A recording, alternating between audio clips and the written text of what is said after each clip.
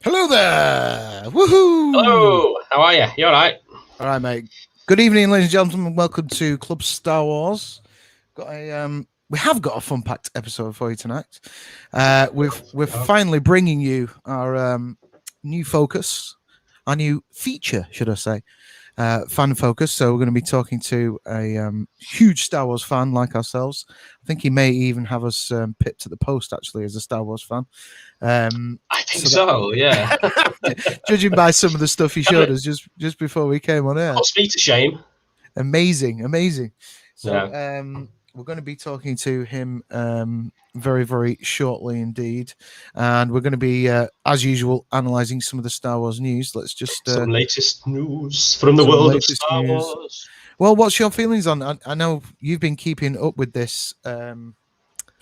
this week, because things have been a little bit crazy in the Star Wars news world front, and I've been just busy working and doing stuff, so I've kind of missed most of it. So yeah. Do you want to give us some highlights first? It sort of depends which angle you're coming at it from, I guess. Some new stuff has been added to Disney Plus and all that. The old stuff, the Ewok movies and whatnot. That's it's not major news, but yeah, you can go and catch up with that older stuff. Yeah. But on the other side of things, we've got we'll be chatting about later what will happen at Lucasfilm once Kathleen Kennedy decides to leave, and George Lucas as well. He's come out lately. Well, I don't think it's lately. I think it's an older video which has resurfaced. Oh, is it? Where, yeah. It's where he's. I think it goes back to 2018. I think. Right. He's basically putting a gap between himself and the Disney stuff, if you like. You know? So it's not his Star Wars. He didn't call them white slavers in this. No, not this time. Not this time. So yeah, so there is some difference there, but right, cool. Well, let's jump into it. First of all, I'd like to present you with our little stinger here. Where are we? Here we go. Check this out.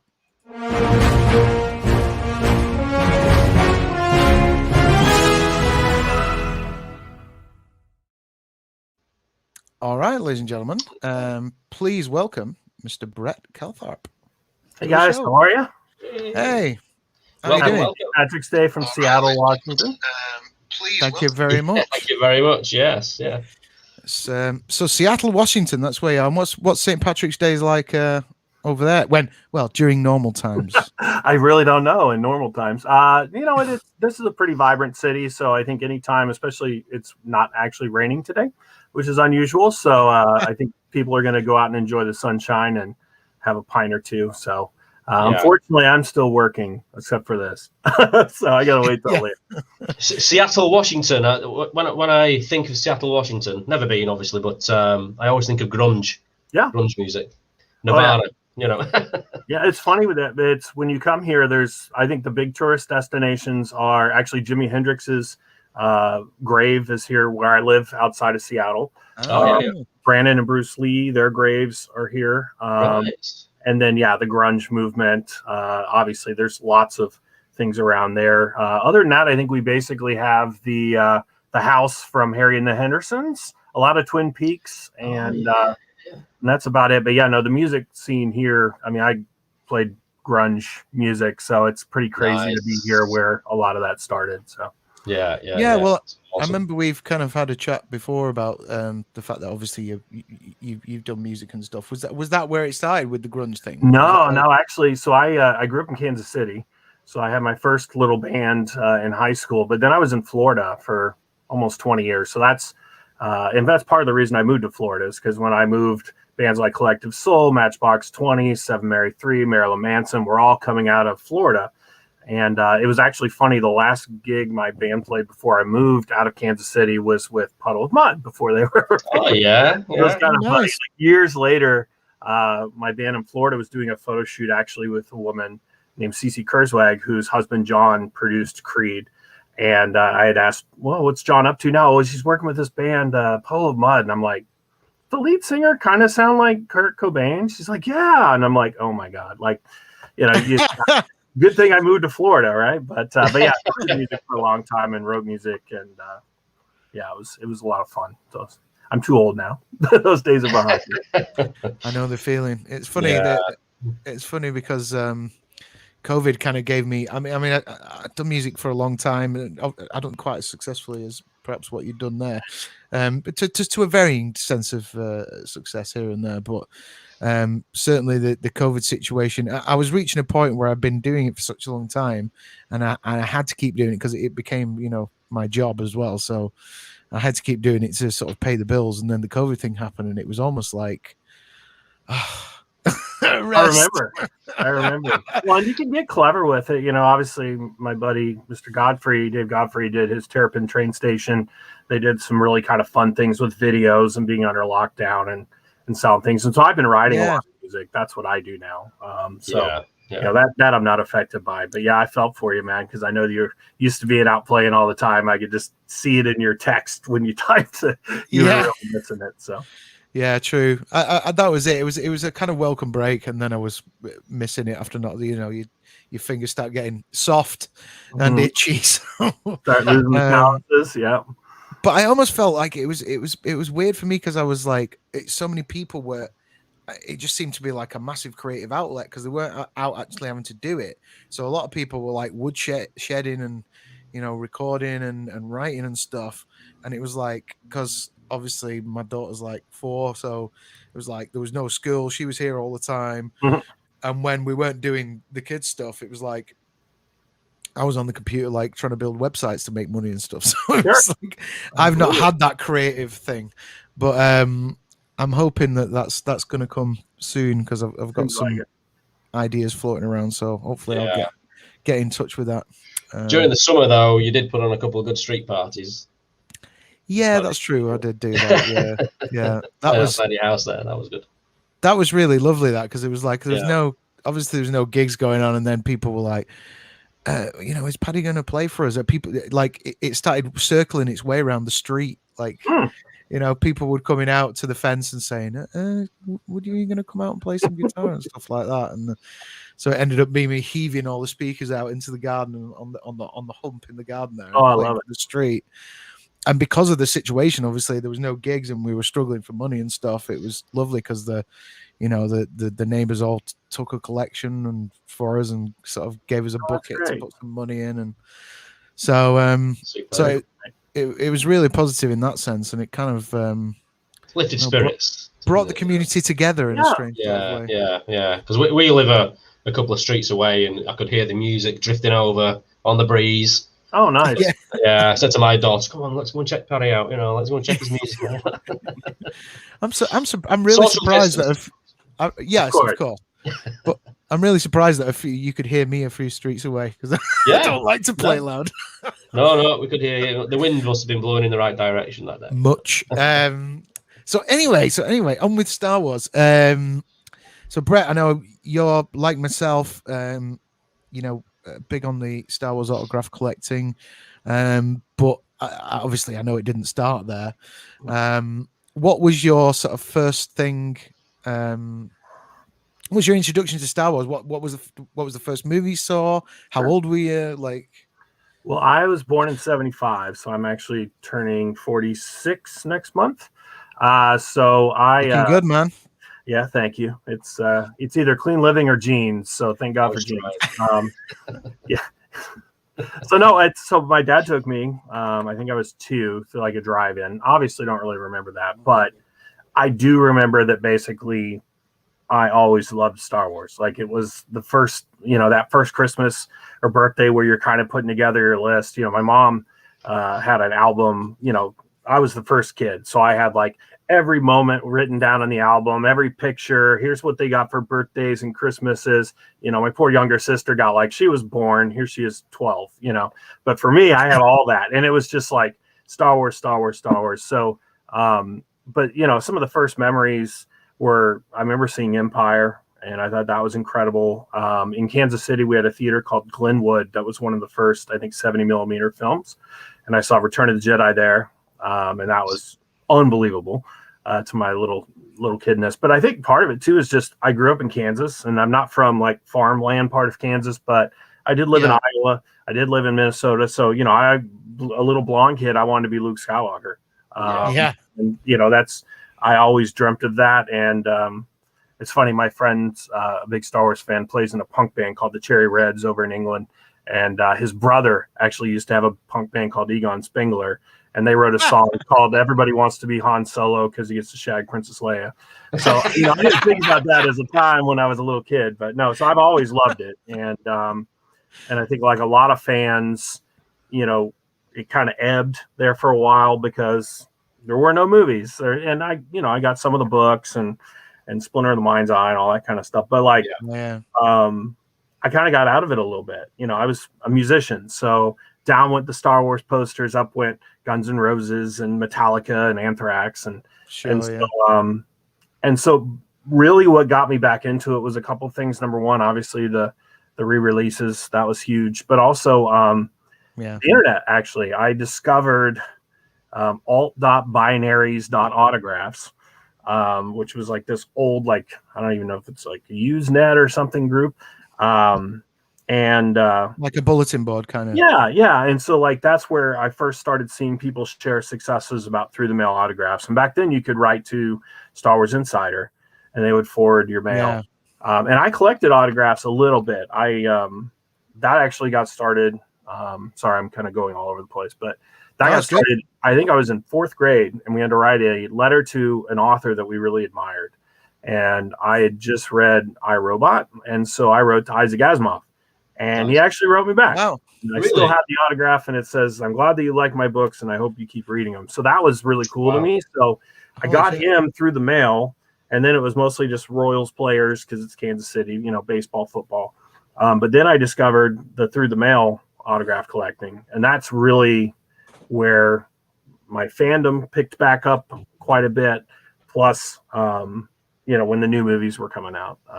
I was interviewed in USA Today, which is a big national paper over here, when it was coming out, which was really cool. They found me on AOL, the chat room. Like, hey, do you want to talk to us about Star Wars? I'm like, sure. So this is the prequels. Yeah, so when the prequels came out.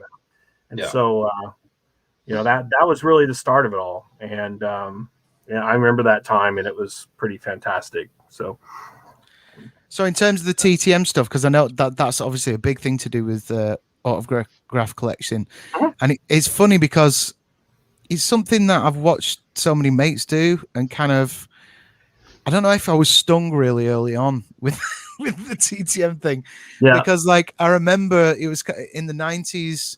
They used to advertise, I think it was probably in the back of Empire magazine or Premiere or something like that, where it was like these organizations where you could pay a couple of quid per address, and they'd send you a big list of the addresses.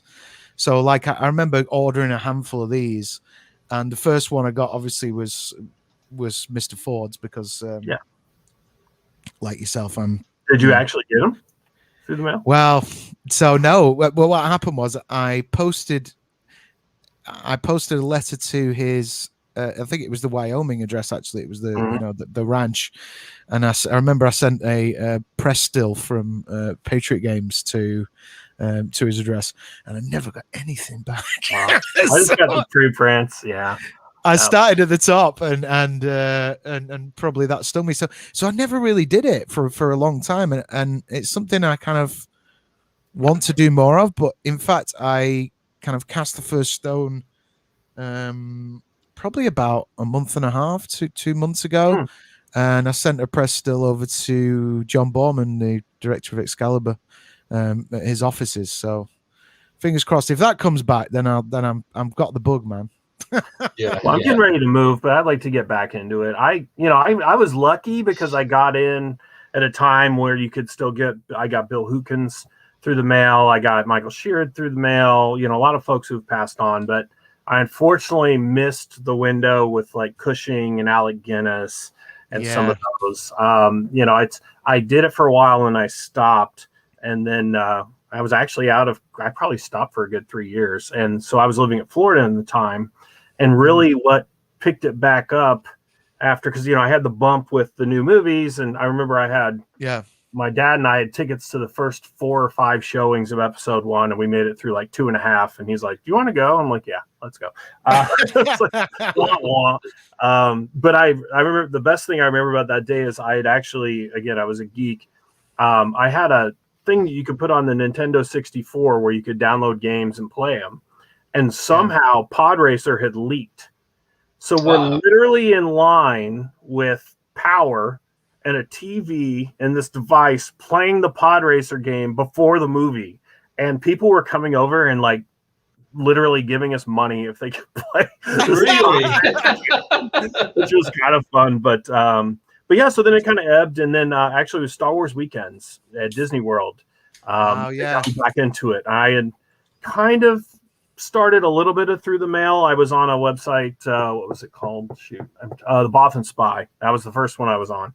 And then I met a guy named Corey Perry randomly at Star Wars weekends, and he's from New York, and he told me about Rebel Scum. And so then I became a very active member of Rebel Scum, and that's where I've met 90% of my best buddies in the hobby, was probably through that back in the day. And, and then it just never stopped. It just, once I was back into it, I was full into it, and it's probably been close to 15 years now that I've been pretty serious about it. So fantastic. Right. Just before we continue, I'm just going to introduce the third host, Andy, who's just joining us after returning from work. Hi, Andy. Hello. Hey, Andy. Welcome to the show, man. Nice to see you. You got the Nice maestro there. Very cool. Which, the maestro. Me? Oh, you flatter me. No, obviously John. Yeah, he's always with me. What you may not know, Bret, is the wonderful music you're listening to on the intro. That was all composed by Andy. Very cool. I like it. Yeah. Semi-stolen from John. Yeah. Semi-stolen. Yeah. Somebody said, one of the guests said the other week, it's like, it's as close as you can get without being sued. I think it was the guy who was a stormtrooper in Rogue One. Who was that, Paddy? I forgot his name. Was it Aaron? No. Yeah. And he's been in Last Jedi, Force Awakens. And the guy that we had on. Yeah. Mickey. Mickey, yeah. He said it's about as close as you can get without getting sued. It is, isn't it? Yeah. I like it. We haven't been sued yet, and we've had it up for about 2 years now. Yeah. So we're all right. It's an original piece, but it just sounds... Yeah, very original. A lot of work in there. Many hours of work in there as well. Yeah, just a few. Fantastic. So just quickly coming back to the Star Wars weekends, Bret, could you tell us about, because as English guys who probably couldn't afford to visit Florida and stuff like that, like what were they about? What was Star Wars weekends? Sure. So this was at MGM, now Hollywood Studios. Obviously, they put in Star Tours there. And what they did was they started having, I think it was 4 weekends where they would have Star Wars guests come. There was usually a host for the weekend that was typically either Jay Lagaya or Warwick Davis, or I think James Arnold Taylor did it a few times. And then they would have guests each weekend who would come. They would have signing sessions, and then they would do like, Q&A interview segments and things. And it was really fun. And so how they gave out the autographs, and it was basically you had to get a fast pass. And so the first way it was is basically they would tell you ahead of time, this guest fast passes over at Indiana Jones Stunt. This one's over at Star Tours. And so once the gates opened, you would literally just take off running to try to get as many of the fast passes before they're out. So you'd go to your first pick, got it, then get in line for the second pick, got it. And it was great exercise, and it was just kind of crazy. And then they changed it where they would bring you in to basically come in the lines. They had people that passed them out, and so you would be in your A guest line, and as soon as you got the pass, you could go back and get in line, and etc. And that was amazing because I was part of a group that usually got there about midnight. So we were first in line. And so, back in the day, I mean, there was some weekends like Matt Lanter was there. I think I got 4 or 5. And if I see a kid that didn't get one, obviously I'm going to give it to him. But I mean, that really, because they had Peter Mayhew was there every year. They had Anthony Daniels there. I missed when Carrie was there. But Dave Prowse was there. Got him a bunch. Jeremy Bullock was there every single year. He started to recognize my friend Mike and I, actually. It was kind of funny. Actually, there's a funny story about through the mail autograph. So my friend Mike McLean, I don't know if he's in Club Star Wars, but he's pretty avid collector. And he and I went up to see Jeremy, and Jeremy's like, "Oh, Michael and Bret, nice to see you." Pardon the bad accent. And we're talking to him, and he goes, "Oh, Michael, I've got something for you." And he reaches in his bag and pulls out the Mike McLean through the mail autograph return envelope. And he's like, "I just figured I'd bring it instead of shipping it." And everybody's looking at us line like, what is going on? And so Mike's like, "Cool." So we get our stuff signed and we walk away. And Mike opens the envelope, and Jeremy had forgotten to sign them. And he's like, "What?" So we got it sorted out later. But no, so I mean, those were incredible because I was able to fill out a lot of posters. I tried to help friends, some really cool memories, and just seeing like, Warwick Davis did a great job of interviewing folks, and you'd have like Ray Park doing his saber demos and things. So, so that was really phenomenal to have that when I lived in Florida, because it was just, you hardly slept. It was stupid. You'd get a hotel room that you slept, but you slept on concrete. But they were free autographs, and especially like when Prowse was there. I mean, he was I think $50 each at the time in the US. So it was, a pretty big deal. So Kenny was there once and thought he was going to die. It was when he was unhealthy, and it's hot in the sun in Florida. And he was, again, Mike. For some reason, when Mike was around, bad things happened. Kenny was signing his poster and takes this deep breath, and he's like,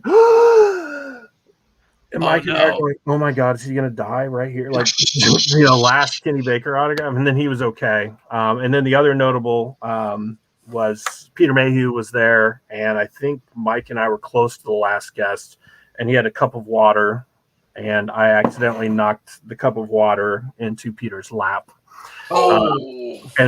And Mike, of course, being the good friend, was like, oh, I got to get pictures. And I was like, well, can I help you? And I remember Peter was like, just go. And I'm like, oh, my God, he's going to kill me. And I still have the water. I still have that water glass. So, yeah, Star Wars Weekends was pretty epic. I miss them. I wish they'd do them again. Yeah. Oh, some pretty good really stories. That was kind of the introduction to cons then, I suppose. That was a bit. Yeah, I mean, I think the first con I went to was like FX Con or MegaCon down in Florida.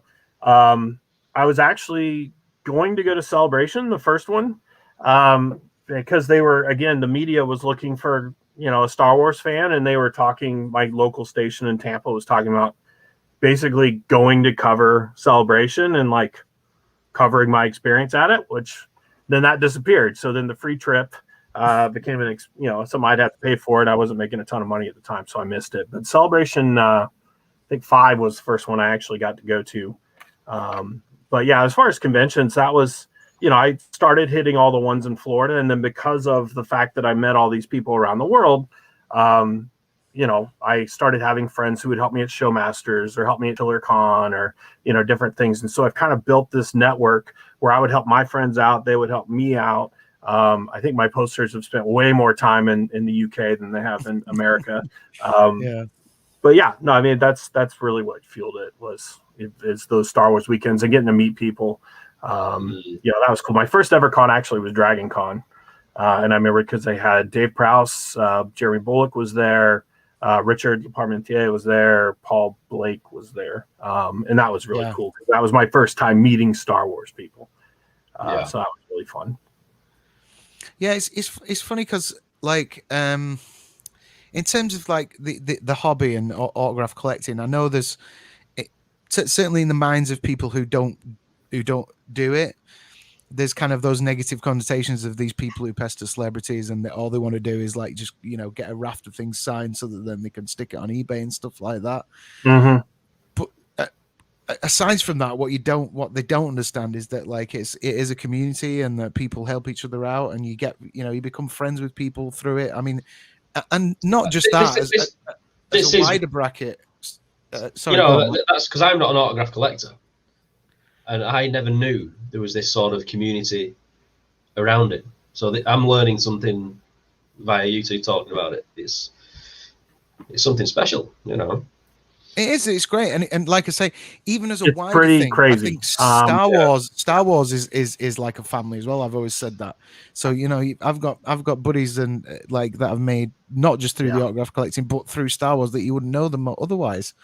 I mean, Andy even I think probably we started off like as friends because of the Star Wars thing, and you too, Brett, like the autograph thing. So 100%. Yeah, I think that's cool because I mean I've gone through phases, right? I was never huge into vintage for some reason. Like I always liked it, but what I got into actually around the time that the Star Wars Episode 1 toys came out is I like to collect things from other countries. So I had all the voice chip, so this Darth Maul spoke German and this one spoke Spanish, and it was different because I just felt like Japanese one up here. Oh, cool. Yeah, so you get it. Like I just felt like if I was going to collect something, I wanted something different. And I just got tired of like, I used the logic math, which was like, if I'm one of thousands of people going to Walmart's at midnight after my band played a gig looking for these figures. Actually, I have one band called Code Sunshine that we literally named because when you go to a Walmart in America late at night, if they say Code Sunshine, it means watch out for shoplifters. And so we would get that because like our band would play, and then all of a sudden these guys come in, they're all sweaty and they're all looking at toys. They think we're going to rob them. But I just was like, well, if everybody can go to the store and buy the same stuff, well, is that really what I want to collect? Which, no offense if that's what you're into, but so I kind of transitioned, and then I really like the autographs and the crew stuff. I've picked up some crew items that I like. Some of the art I like, but the autographs are just handy because they don't take up a ton of room. And then so I've got some cool replicas and some other stuff. But I really just honed in on the autographs, and part of it was that community, and especially once we started mixing in the film location trips, that really solidified a lot of relationships there. Before we go there, I just want to quickly go back to the artwork, because again, that's something that I'm a big fan of, and Andy's well with. But you can see he's got a quad there in the background of Rogue One. That was how my fandom started in terms of collecting. Obviously, aside from the toys, but collecting posters and front of house sets and lobby cards and all that stuff, and press kits. Back in the day, back in the 90s, when there were no such thing as cons, there was just like film collectors fairs where you'd go along and buy posters and front of house sets and all these kind of things. Yeah. I forget the original point I was going to make then. But anyway, fandom's such a huge thing. So like, you've then taken, you've done the autographs, and that's come from obviously some of the toy collecting as well. That was it. The art. That was it. Okay.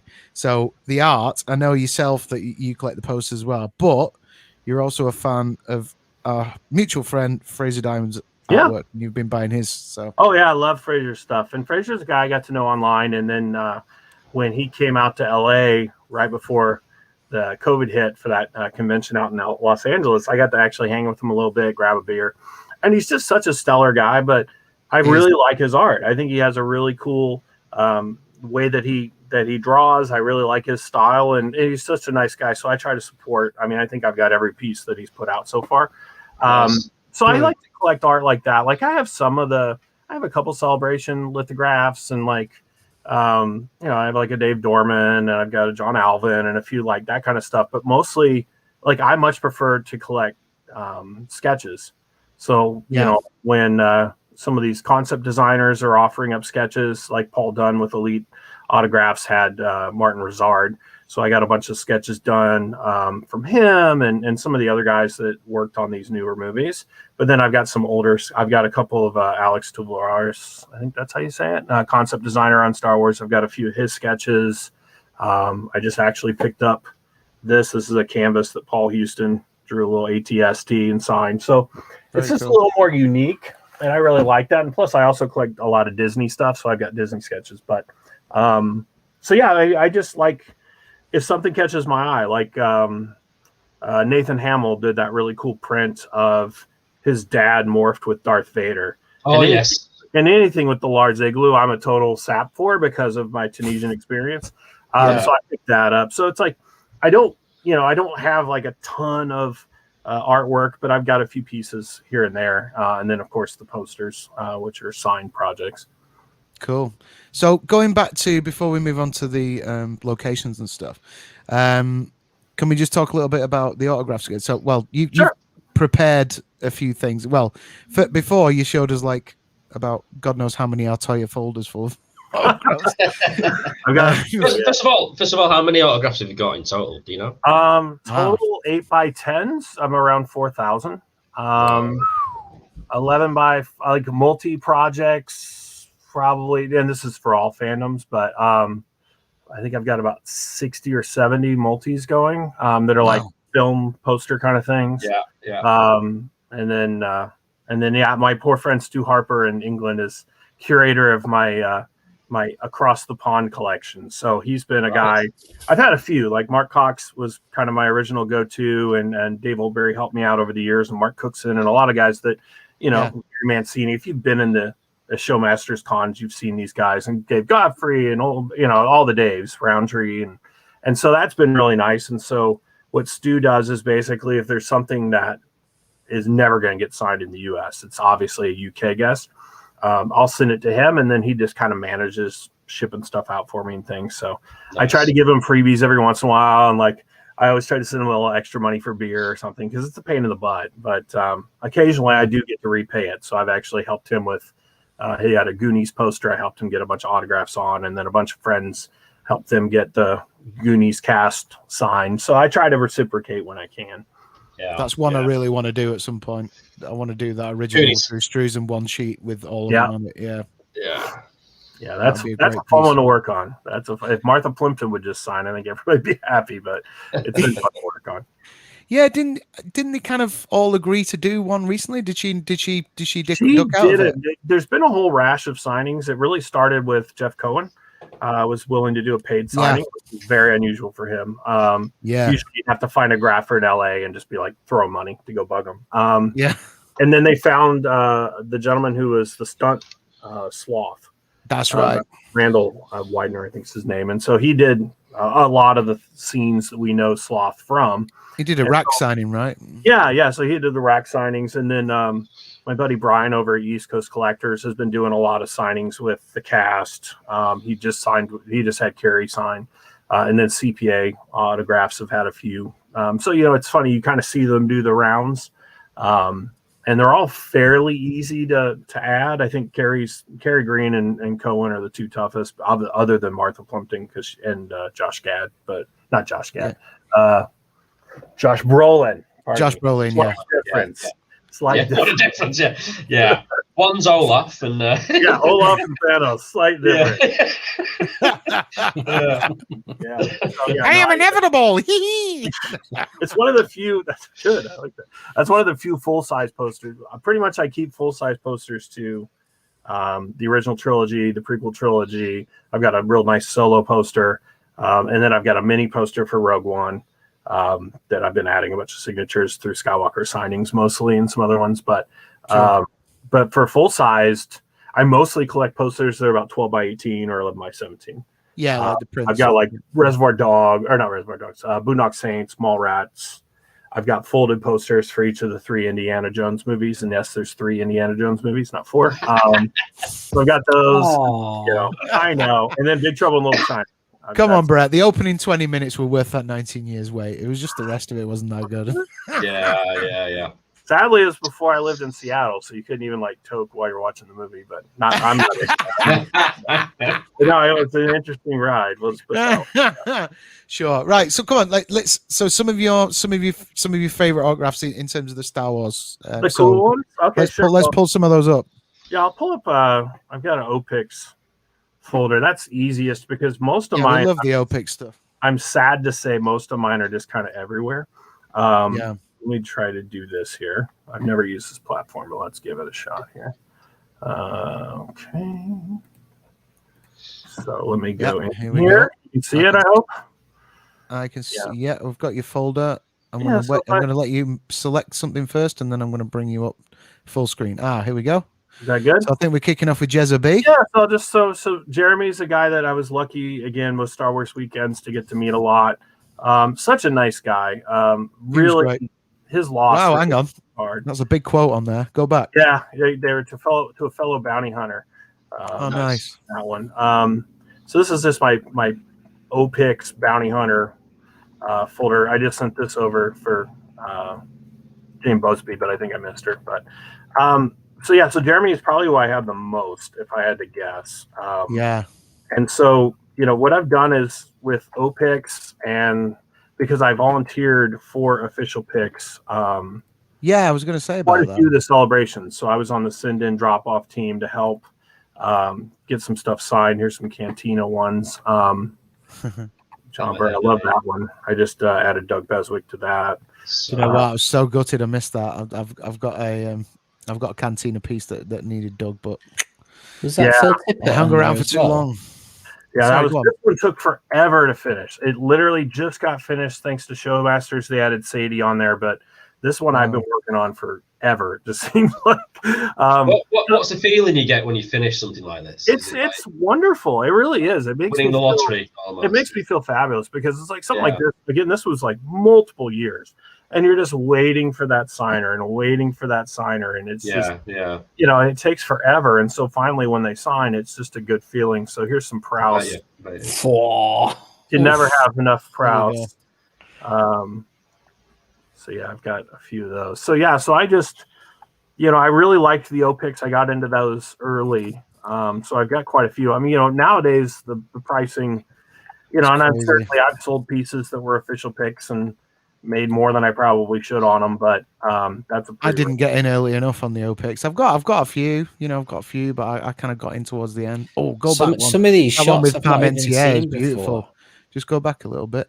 Which one was that shot from behind? Oh, look at that.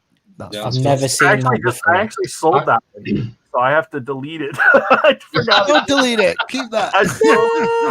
What a memory. No. Well, that's cool. I love that BTS shot. I never got Kirshner. I would have loved to. Kirsh is cool. I've got a few marks. I'm trying to find the good ones. Brett, how did you get James Earl Jones? Pardon? Oh, I do. Yeah, he's on. How did you get him? Oh, through the mail.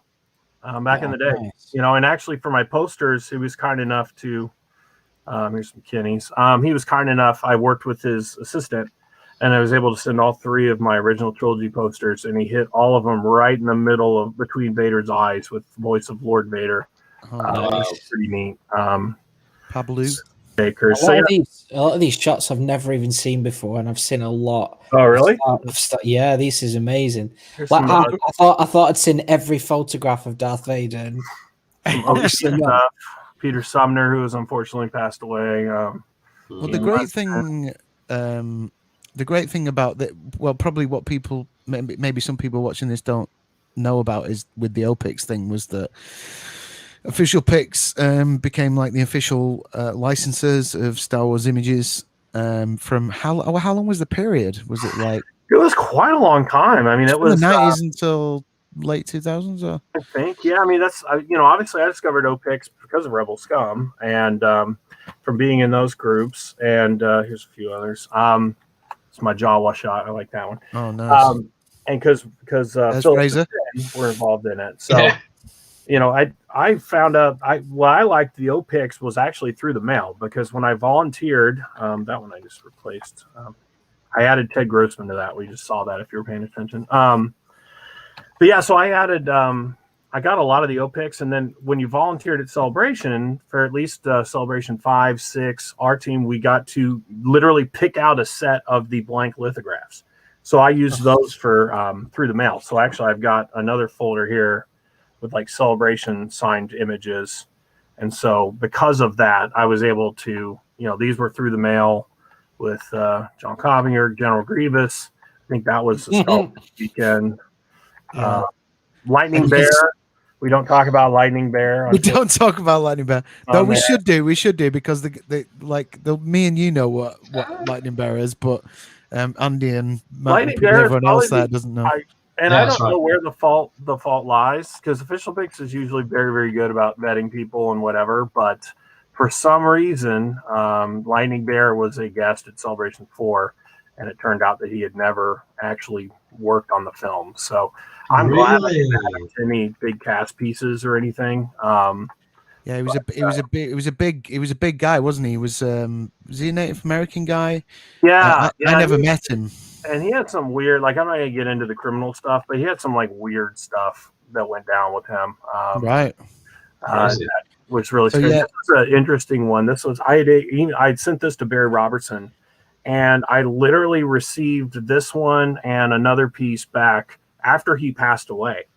Wow. And it has these little, like, you can see that little bird on it, and it's like, oh yeah, and it was like, I think it says peace, and it was just really weird feeling to get it back, after I knew he'd passed away.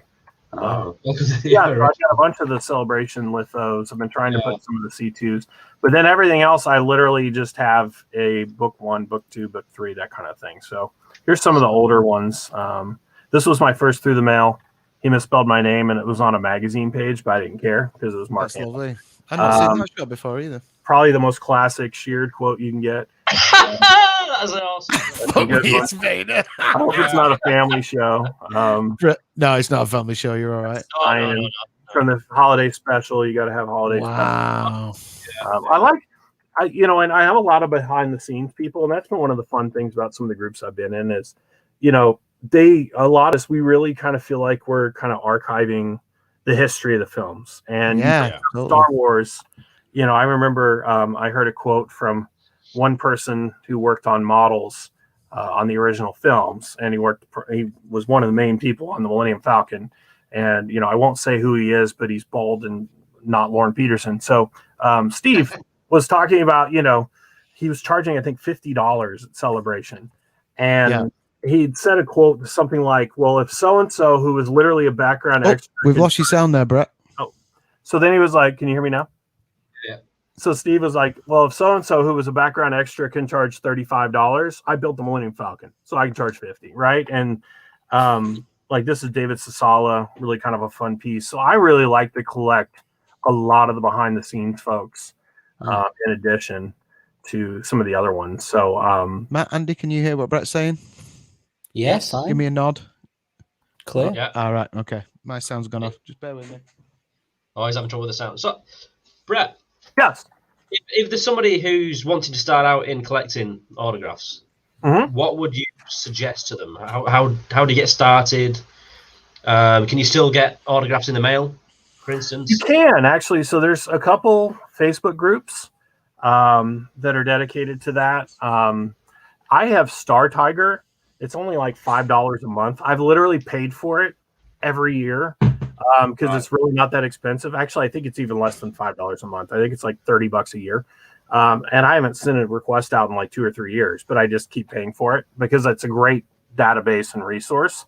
And then just keeping an eye out on the signings. I mean, that's why I have a lot of the UK folks, so many more than a lot of the US folks, just because at UK cons, you can still pay a decent rate. You will never see a Star Wars actor, well, not never, but it's really rare that over in the States, you'll find a Star Wars actor charging less than $40. So if I can get things signed for 10 or 15 quid over there, God bless America. So here's a few sketches. These are from Jake Davies. Oh, yeah.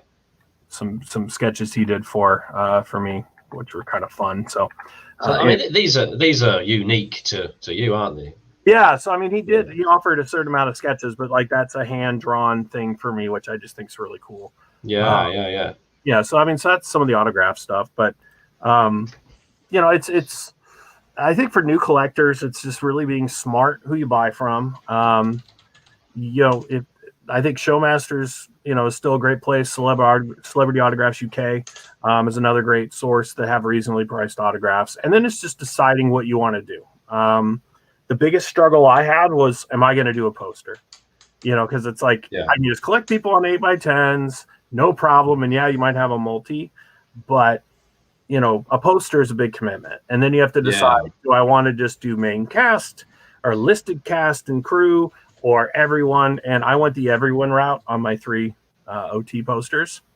And I don't regret it. I mean, they're very, very unique. Looks like Paddy has to reboot. Yeah. Paddy's having trouble with his sound, so he's going to reboot. He's tired of hearing me talk. So I mean, that's the hardest thing to figure out. Who goes on it, who doesn't. What's cool is you can just collect what you like. I mean, I sold all of my prequel autographs years ago, and now I've restarted them. Because as time has gone on, I've appreciate them more. And part of that too is from the film locations. Like once you've visited the locations for some of these films, you have a bit more of a personal connection, with them than just being there in the audience and hearing about midi-chlorians and, woohoo, yippee, and all that. It depends. Yeah. So we definitely need to start talking about the locations that you visited. Cool. Which is a lot by the sounds of it. That was it came from autographs. So I was on, from collecting autographs and again being on the Rebel Scum group. Got to know Mcdermott over in Belgium, and Mark was the autograph bounty hunter, and he actually offered a pretty cool service. So he would he would have people in the U.S. he knew who went to conventions to get things signed for people overseas, and then they ship them back. And then it worked vice versa. So he would do signings with people that wouldn't know come over here. And so I actually helped him with a MegaCon show for a bunch of Battlestar Galactica guests. And I'd never seen the show at that point. Right. And I remember I was going up to get the autograph from Trisha Helfer, and she was like, "What do you want? Do you want me to write any quotes or put any things on these?" And I'm like, "Yeah, do what you want to do." And so she starts writing all these like very religious sounding quotes. And me not seeing the show and realizing like that's some of the banter from the show was like, wow, she's really religious. I thought she was like in Playboy. Like, this is weird. But so I helped him out with that. But anyway, so he had done several trips to Tunisia. And in 2010, he was saying that was going to be his last one.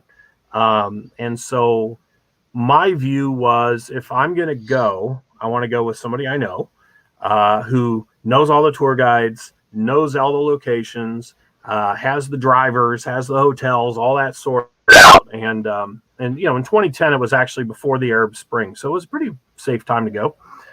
So I went. Yeah, in May of 2020 or 2010, we went, and there was, I think, about 22 of us, I think, from all over the world, which was really cool. So I met UK folks, I met people from Germany and Austria, and you know, we had the Americans, and it was just a really amazing trip to be able to get off a plane and drive, and all of a sudden you're at Obi-Wan Kenobi's house.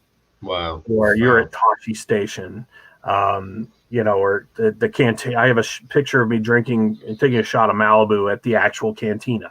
You know, so that was really, really, really fun. And we also hit the a lot of people, I don't know if we have a lot of Raiders fans here, but Cairo in Raiders of the Lost Ark is actually Kairouan, which is a city in Tunisia. It's where they had the big arena that Bruce Lee fought Chuck Norris in.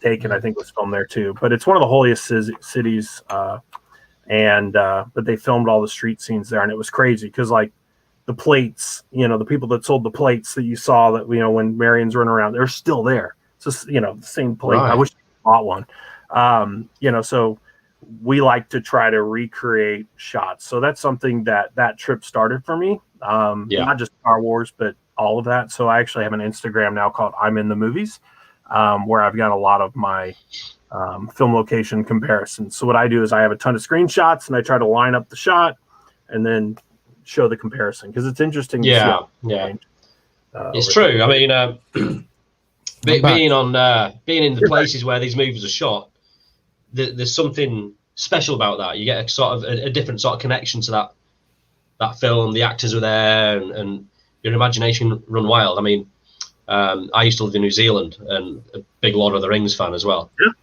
And getting to see all these places where they shot the movie, because I mean, it was up and down the nation, both islands, you know, and just going to these places is just a fantastic experience. So, and I'd love to go to Tunisia and see, you know, these locations. It's amazing. I mean, it's just, you can't describe. I mean, the coolest moment for us, or at least for me, was the igloo. We obviously timed it to try to get there by around sunset, and this was before the restoration. Actually, the Lars, Save Lars, that whole restoration was because of our trip. So Mark Cox and Dermule and Manny and Terry Cooper, they were all on that trip. And when we were leaving, we were talking about like, wow, it's really sad to see how it's, you know, degraded a bit. Wouldn't it be cool to restore this so that future generations can come here? And that's what started Save Lars. But I remember us sitting there doing the photos at sunset, and somebody started playing the, you know, Binary Sunset on their phone, and it was just like you couldn't help but have tears in your eyes because I'd be sobbing at that point. You know, and then we got to stay the night in the city dress, you know, the Luke's house in the ground.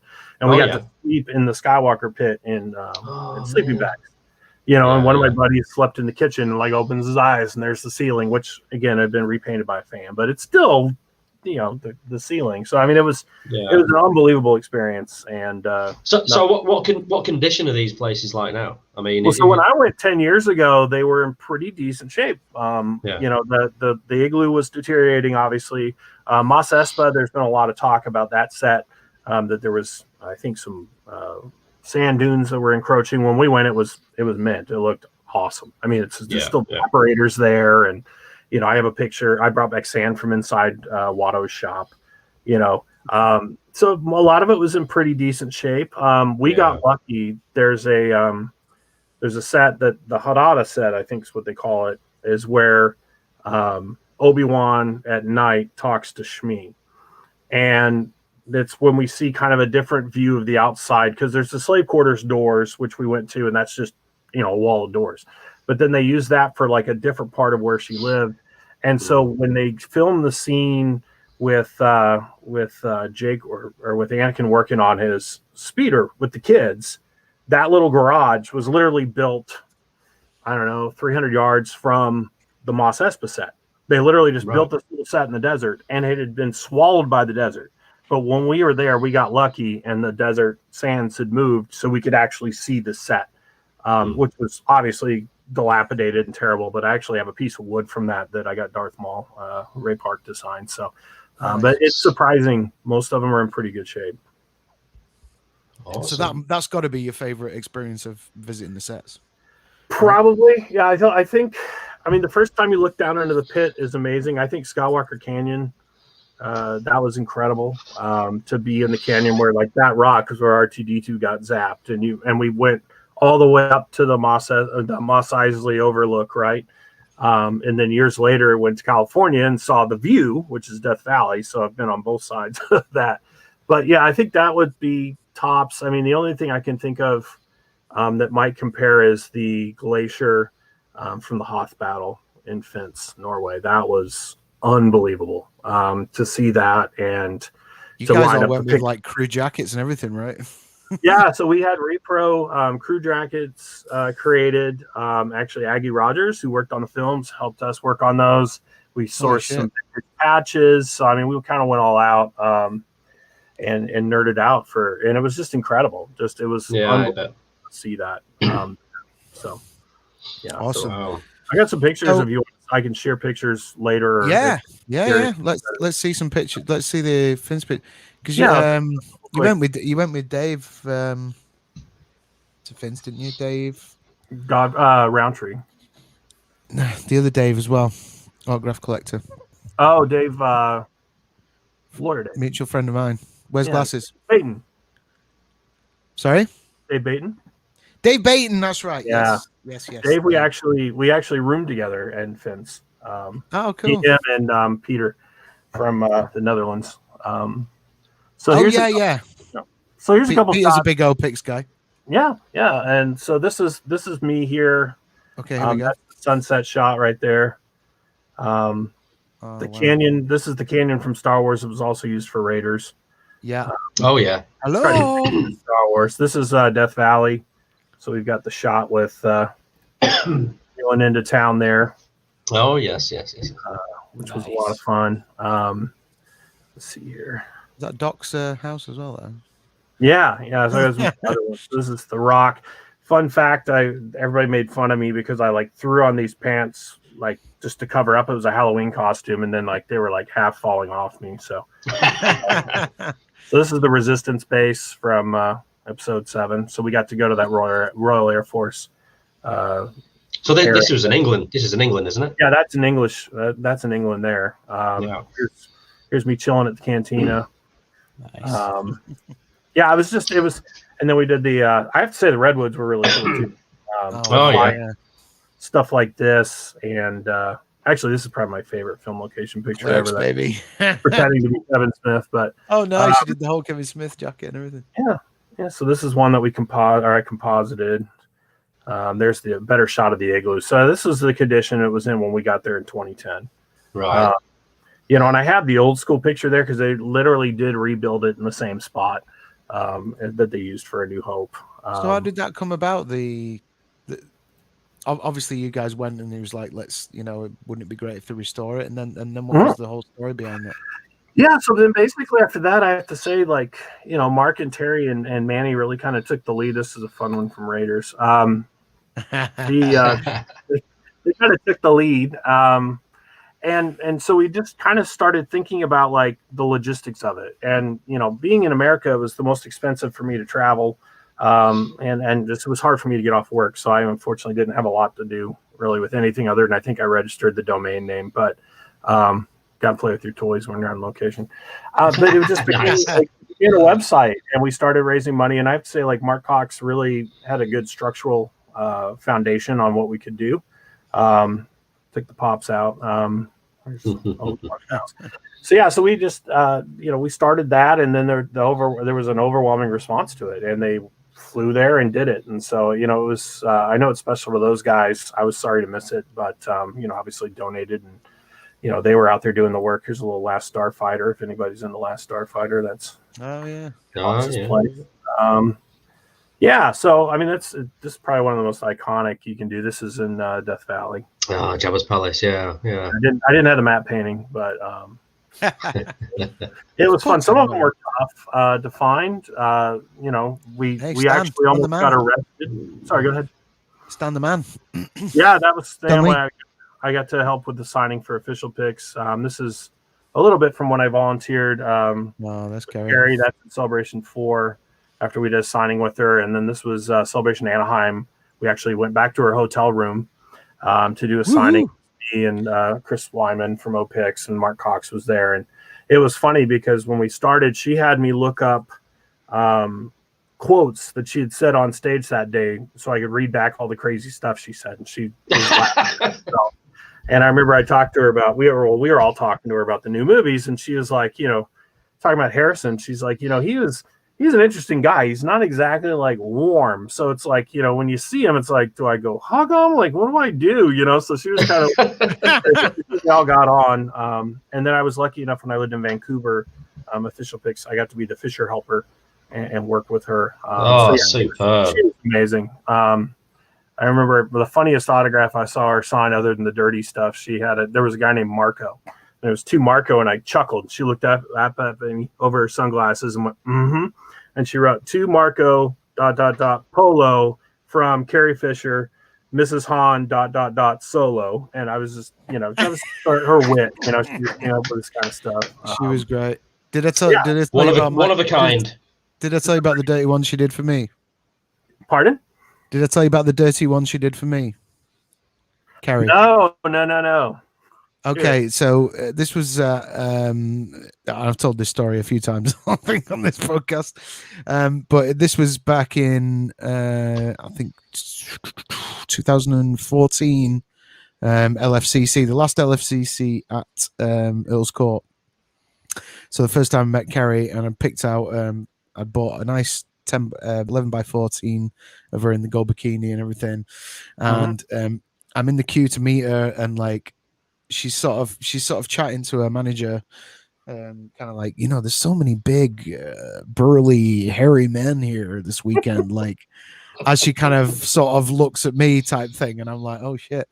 So then obviously how it works, like your picture's at her before you get to her and stuff.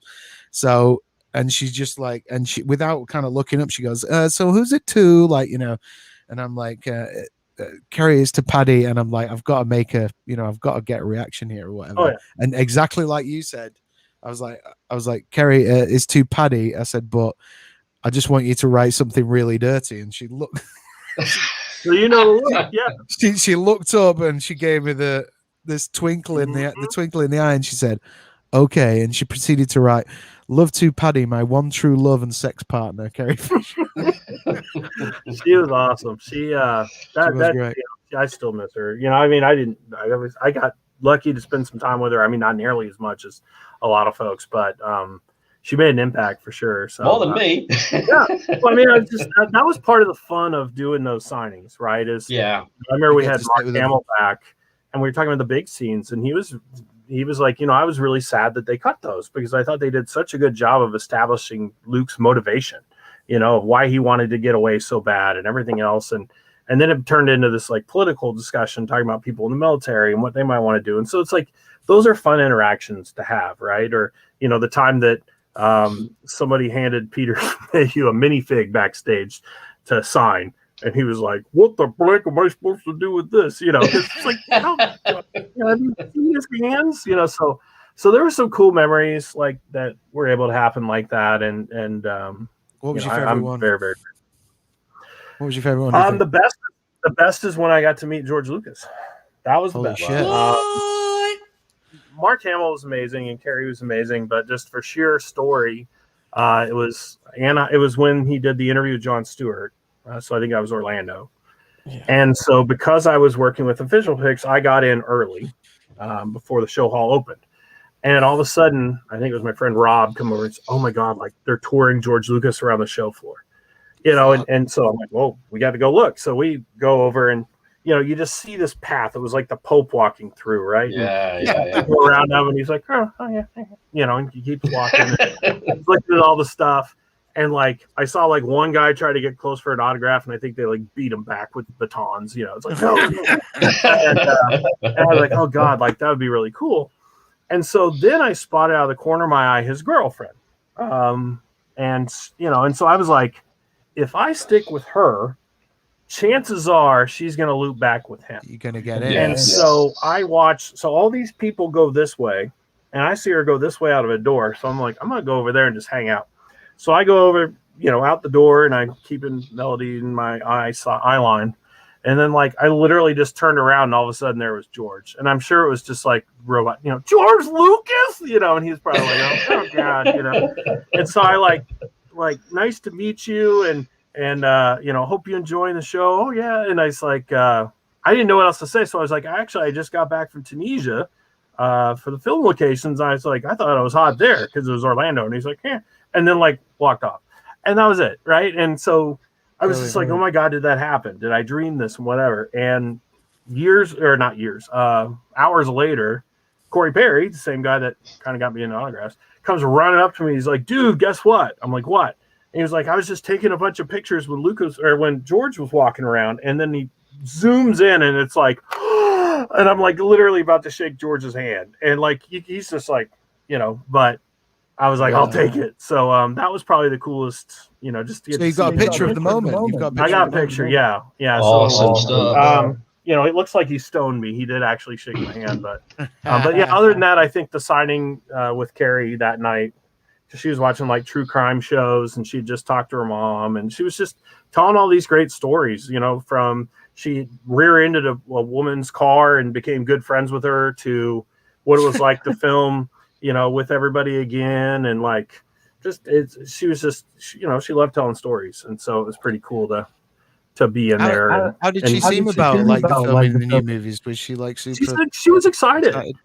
She was excited about it. She seemed like, she was happy with how it went, and she genuinely seemed upbeat about it. She obviously couldn't say much, but she was just, what she talked about was like the chemistry, and like, that the chemistry comes back, which was cool, so yeah, I mean, she seemed pretty upbeat about it. And I remember there was rumors, Celebration Orlando, the last this is when there was, I think, is actually where George talked to Mark and Carrie around that time and had him come in. So, one thing she had mentioned was like the diet, that's like, oh yeah, I gotta be on a diet for this and whatever. But, it was just, she seemed like she was jazzed about it. So, but yeah, I was actually on a plane and landed and found out when she passed away. And it was one of the very few times in my life I've ever cried about somebody dying that wasn't a family member, because she was just such a, none of us expected it, right? It was just such no. But yeah, she was pretty awesome. Too. I remember I was playing a gig, and we'd like broken for the interval, and it came out about the fact that she'd had a heart attack. So then we were kind of like, oh fuck, like fingers crossed. And obviously it was, I don't know, I felt like almost, I think retrospectively that was probably like a soft blow to the fans to just say she's had a heart attack, and everyone's kind of like, let's pull through Kerry and stuff. But obviously not so long after that it was it was the case. And it's a morbid hobby, that's something that we don't talk about too much, but I mean, that's the simple fact is, when somebody passes away, expected or unexpected, technically your value goes up, and it's weird, and I think it's really changed the hobby, because for me, this has always been a hobby that if you wanted to spend big bucks, you could spend, I think Ford was what, $450, $500 the first time he signed. You could do it, but you didn't have to. I mean, I remember when Hamill was, I think it was $100 or 125 at like a WonderCon. And everybody's like, oh, do I want to spend that? I remember back in the day when Anthony Daniels signed a ton at Steel City for $30. I got a bunch of stuff done, right? And so then they pass away, and you're seeing prices. And so that's where I get a little bit nervous about the hobby, because I think that what happens is because if you actually take a step back and realize she signed a ton during her lifetime. Yeah. And so, yes, I can understand certain shots going for certain prices and a premium, et cetera. But Peter Mayhew signed a zillion autographs. Shitloads. Yeah. Just a ton of them. And it's like all of a sudden you start seeing his pick stuff going for 150 or whatever. And I love Official Picks as a company. I love the image quality. Am I going to pay a premium? I'll usually pay like a $10 to $15 premium, right? If it's a shot that I have normally, let's say it's Amy Allen, right? And I pay, usually she charged $40.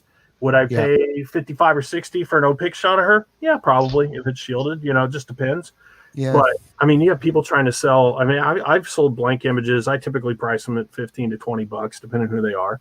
The blank images are going right? crazy now. Crazy. But then you see, there was some person that had a Padme up for like $300 on it, unsigned. Just a photograph. It's just a photograph. Yeah. So, but this is they know that there's the Natalie Portman's doing her first, probably what will end up being only signing. Something let's cash in. I'll charge £300 for that because I know people want it. Totally believe it. Yeah, it's crazy.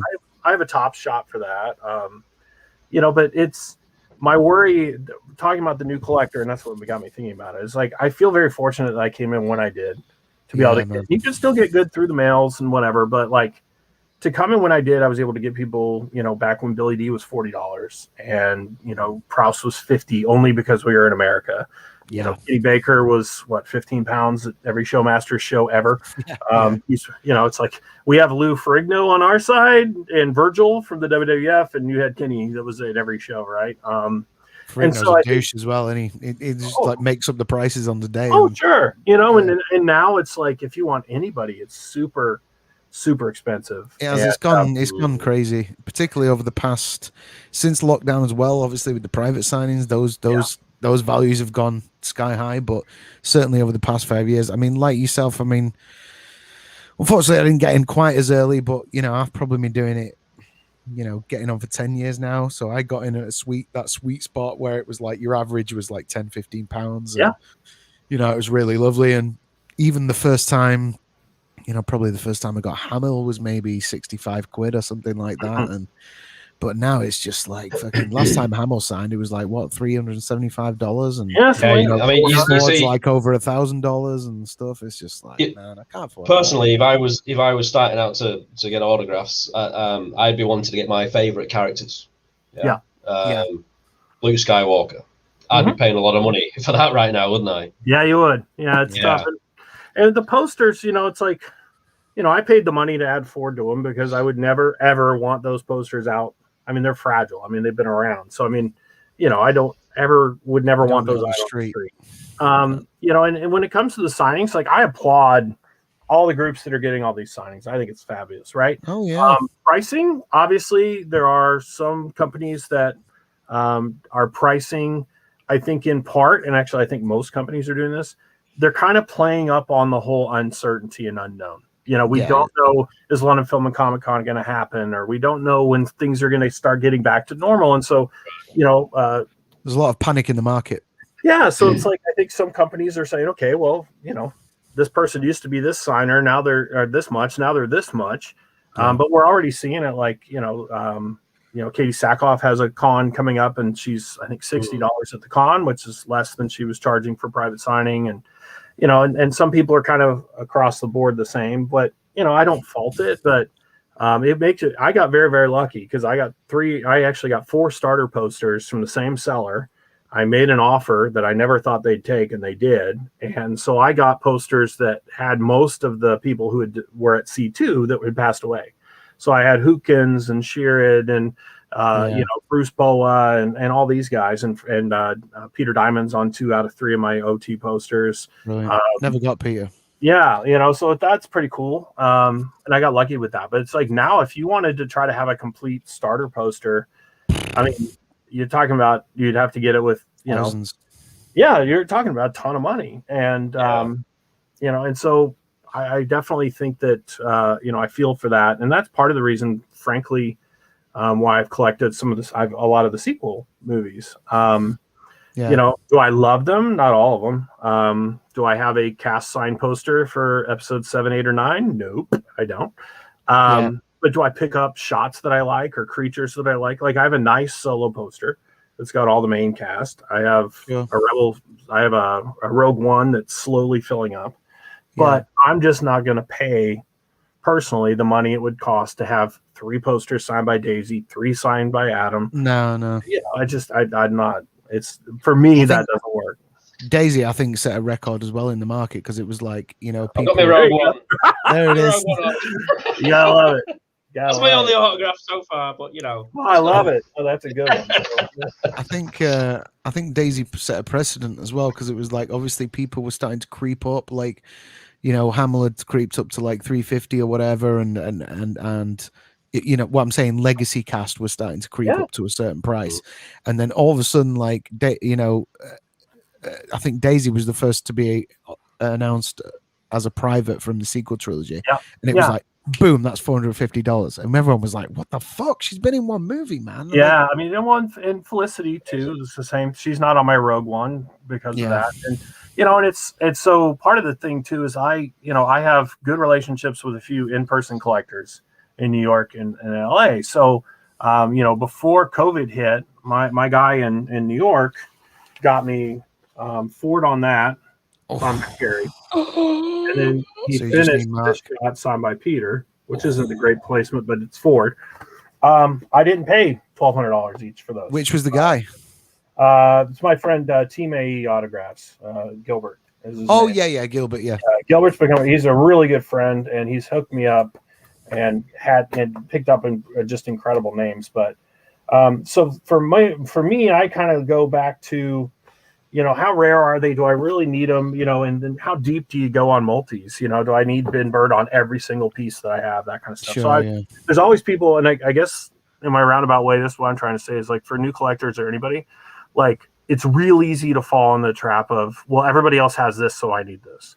And my big fear is that I hope people aren't, you know, I'm very fortunate that I have a nice career that pays me decent, that I'm able to either sell older autographs that have appreciated to fund my habit, and it is a habit, or, you know, I budget what I'm okay to spend. And so I see some folks that I know that, you know, I know what they do for a living, and I know, you know, and I'm like, how on earth did you just order, you know, 6 Fords?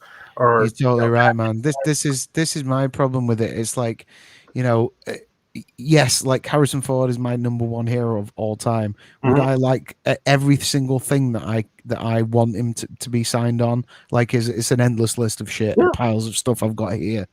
Can I even afford to buy one at that price? No, I can't. It's just crazy. But, you know, and I think that's the one problem with the hobby, apart from the fact that it is, you know, we're a great community. We help each other out. People do you favors. People you've never met. You know, that's one of the best things about it, and I really love that about the hobby. But again, on the flip side of it, as exactly what you're talking about, you've got this kind of cock measuring thing about it, where it's like, oh, I've got all this stuff, and you know, it's like kind of look at my man room that's like filled with all this stuff, and it's like it's apples and oranges. Yes, people have different careers. You can't compare that. Just because that guy's got it doesn't necessarily mean that you can do that as much as you'd love to do that. You know? Yeah, you shouldn't feel shit about it. You know, well, it depends on how you look at it. You know, it's like I've been to, you know, San Sweet's place.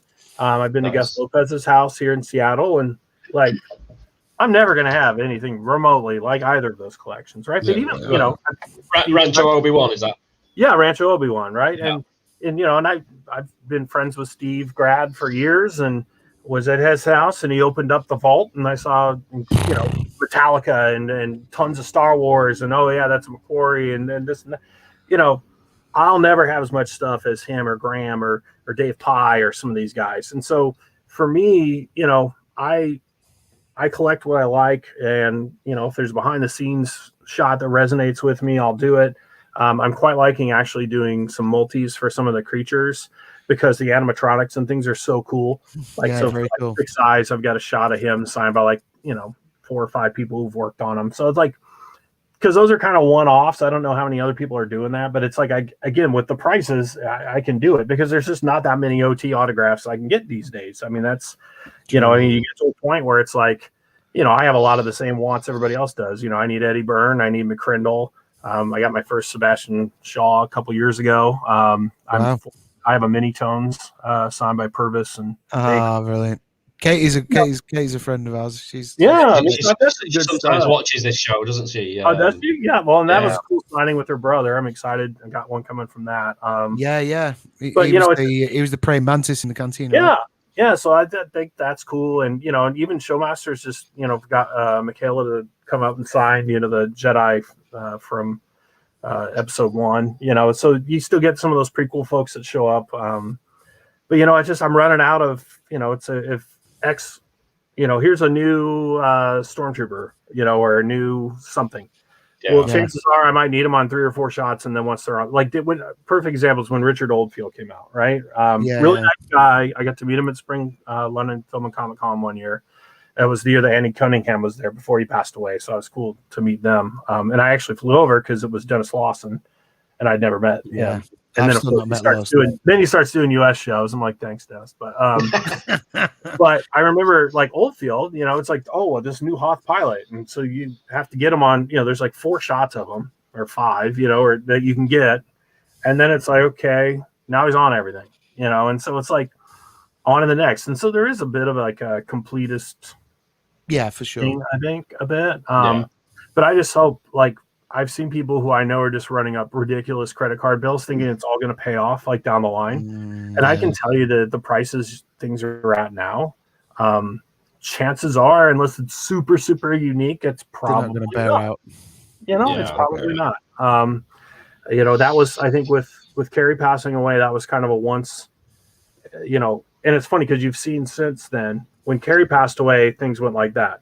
Yeah. When Dave passed away, they went to here. Yeah. When Kitty passed away, went to here. When Jeremy went to here, and so it's like, I think people are starting to come back and be like, hey, wait a minute, this person signed thousands and thousands of autographs. They're out there. They're out there, man. They're out there. You just gotta watch. And so that to me is kind of the thrill of the hunt. And when you add a new name, it's still really cool. Absolutely.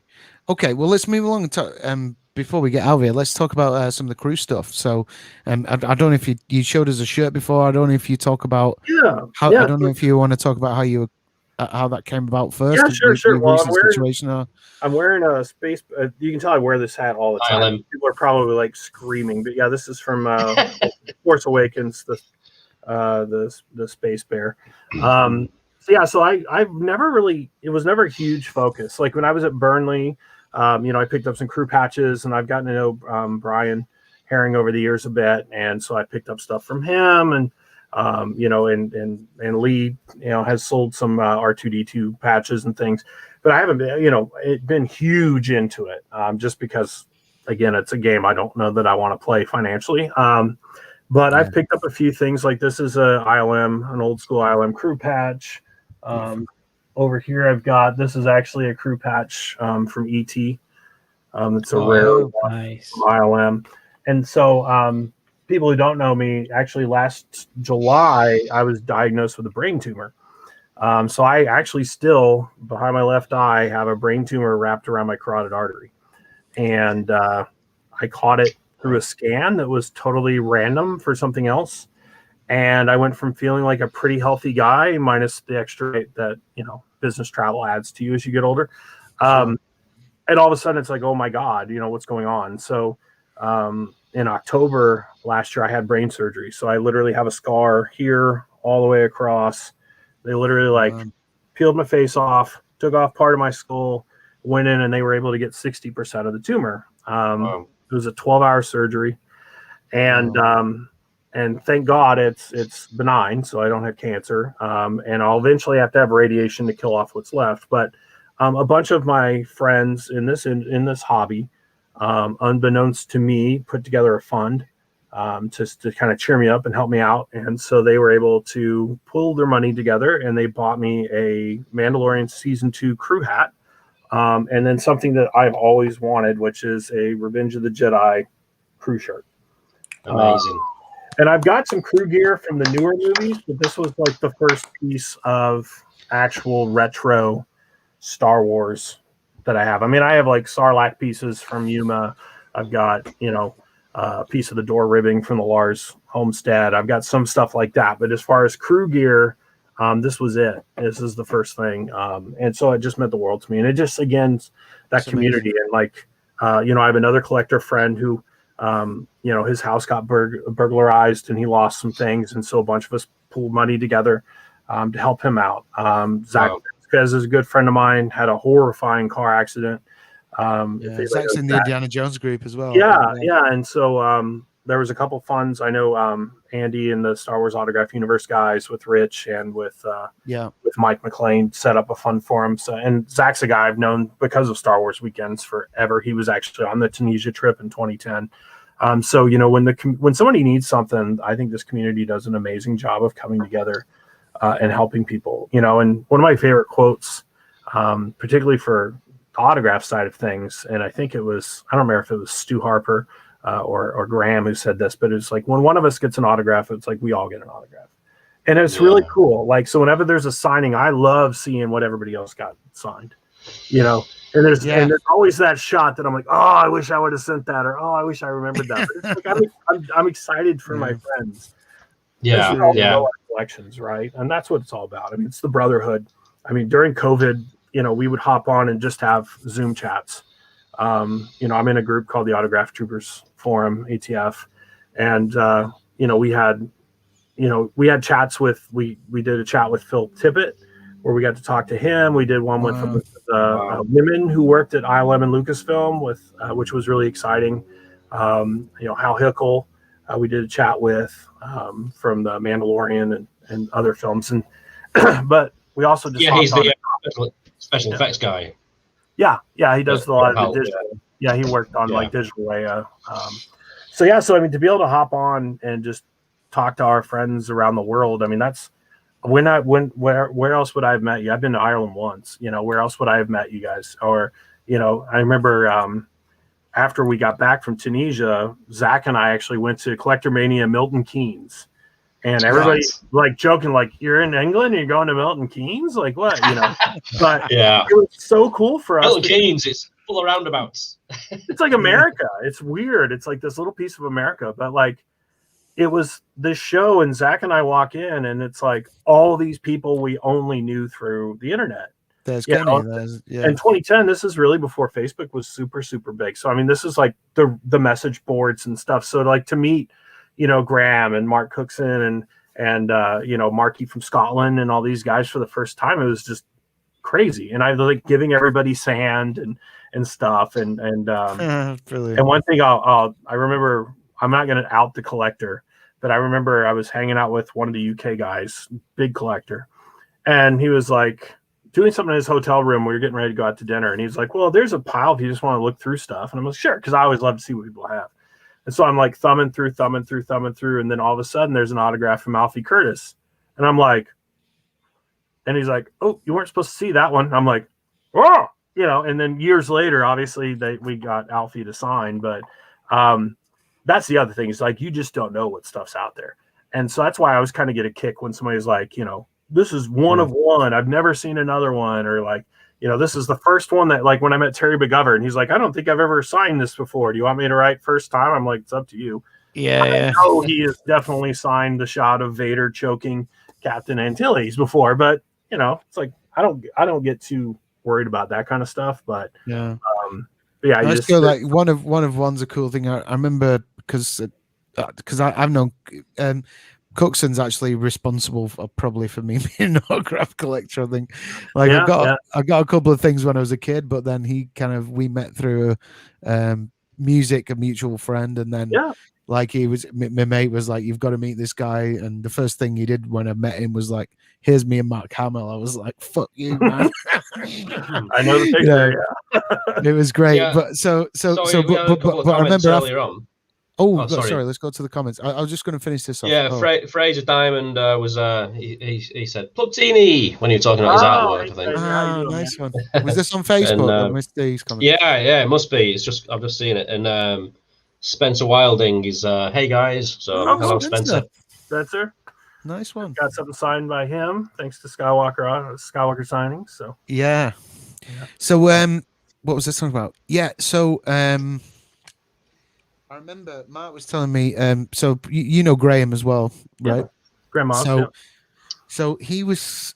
Mark was saying that they were at something years ago, and this probably back to the 90s, and they spotted an autograph of one of the bounty hunters nobody's got.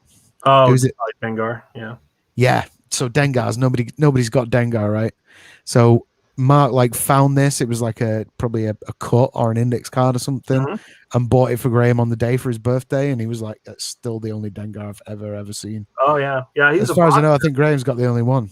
Yeah, I think he was a boxer, the guy who played Dengar. So I think I've seen one or two shots ever. So I mean, it's like when everybody said that Tommy Isley was Ponababa, right? I saw I think one index card, but that's about it. So I mean, it's fun when you can find new names. When the closest I've seen to that lately has been the Cantina for the American reshoots, right? For years people knew it was Phil Tippett and John Berg and Doug Beswick, but nobody knew who the other ones were. And so, and through, I think Steve Grad did a lot of that work and found, Penny McCarthy and Kim Falkenberg and Gibraltar and these were the people to finish it. And, and it's it's unbelievable that after all these years, all of a sudden are the two American Jawas, Tim and I can't remember the hot Jawa. I can't remember. Oh, that were kids. Yeah. Yeah, that were kids and got pulled out of school. So it's Tim Donaldson, I think. Yes. Yeah, so I think that's cool when you still find new folks, and it's tough. I mean, it's I was a stormtrooper, and it's funny because they're always a stormtrooper in the best scenes, right? It's I saw the documentary on who hit their head. I'm team Michael Leader. I think Michael Leader was the one. Yeah, but you just don't know, and it's everybody's oh yeah, I was the one that punched Chewbacca. It's no, well, so are these other six. I just love the fact that Laurie Good made a song about the whole thing. Laurie's funny. Yeah, he's funny. So yeah, I mean, it's to me that's part of the fun too. Is finding and getting signings with people that you never thought were ever going to sign. Sure. So it's I'm not responsible for those signings. I just take advantage of them and enjoy them. But it's cool. And again, it's about the history of who did what. John Packingham is the guy who pushed out the guts out of the Tauntaun. So I have a Tauntaun guts shot signed by him. It's a little shot that no one else ever won. But I just think it's cool. I think it's cool. Yeah. So it is. That's what I work on. Actually, funny Carrie story. I just remembered this one. I loved Over the Rainbow, the movie that she did. And if you haven't seen it, it's basically a hotel, and they were filming Wizard of Oz. And I guess there was a lot of the little people that were in this movie were later on in Return of the Jedi. Sure. And Carrie's telling the story. She's we're up in Northern California, and all the Ewok actors had stayed at the ship ashore, which is. We went there. I bought the ashtray. It's not the best place to stay, but it's just.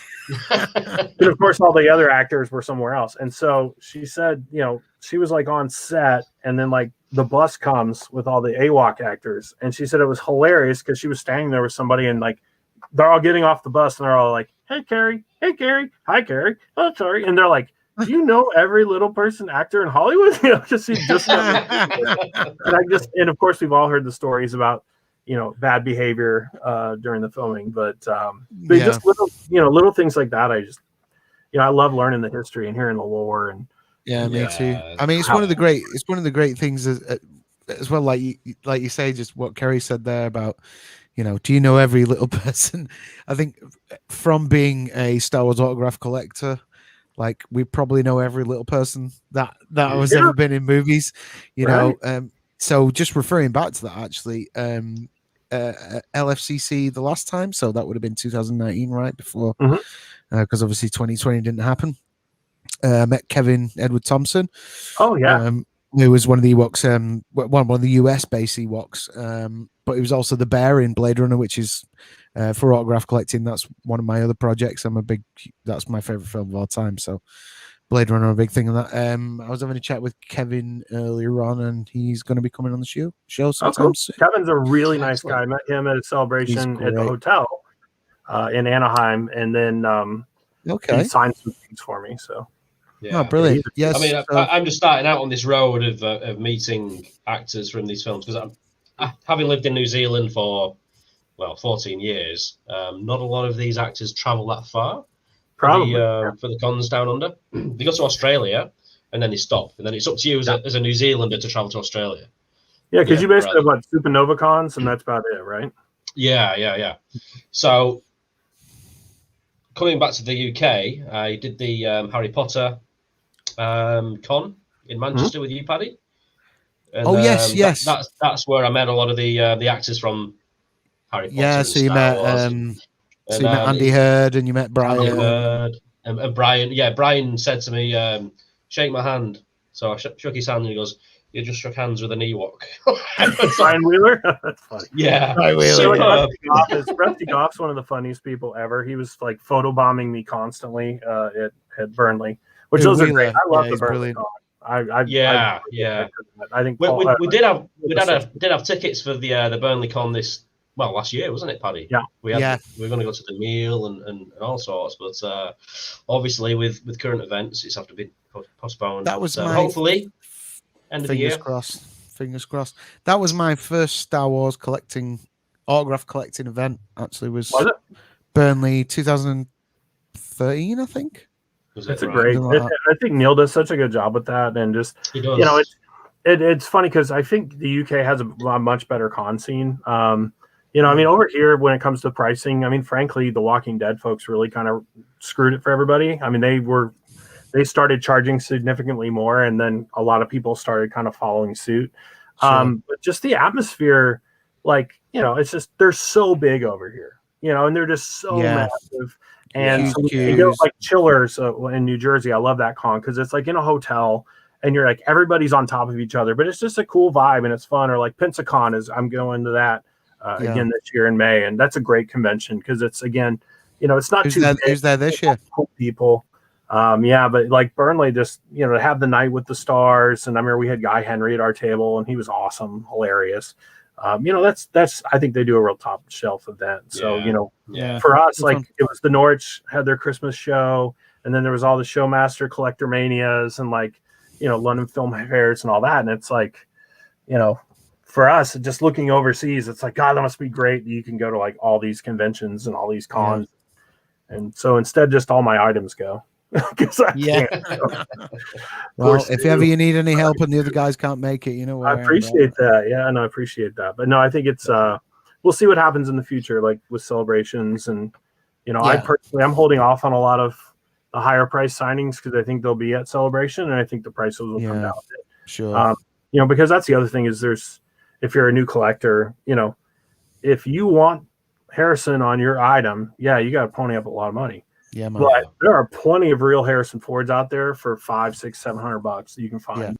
Yeah. I'm a big, Beckett grading or autograph COA is another good one. JSA is pretty good. PSA, if it's an old PSA, when Steve was there, it's gone down. I've heard different things about, the new ones, but I pretty much stick to Beckett or just ask friends.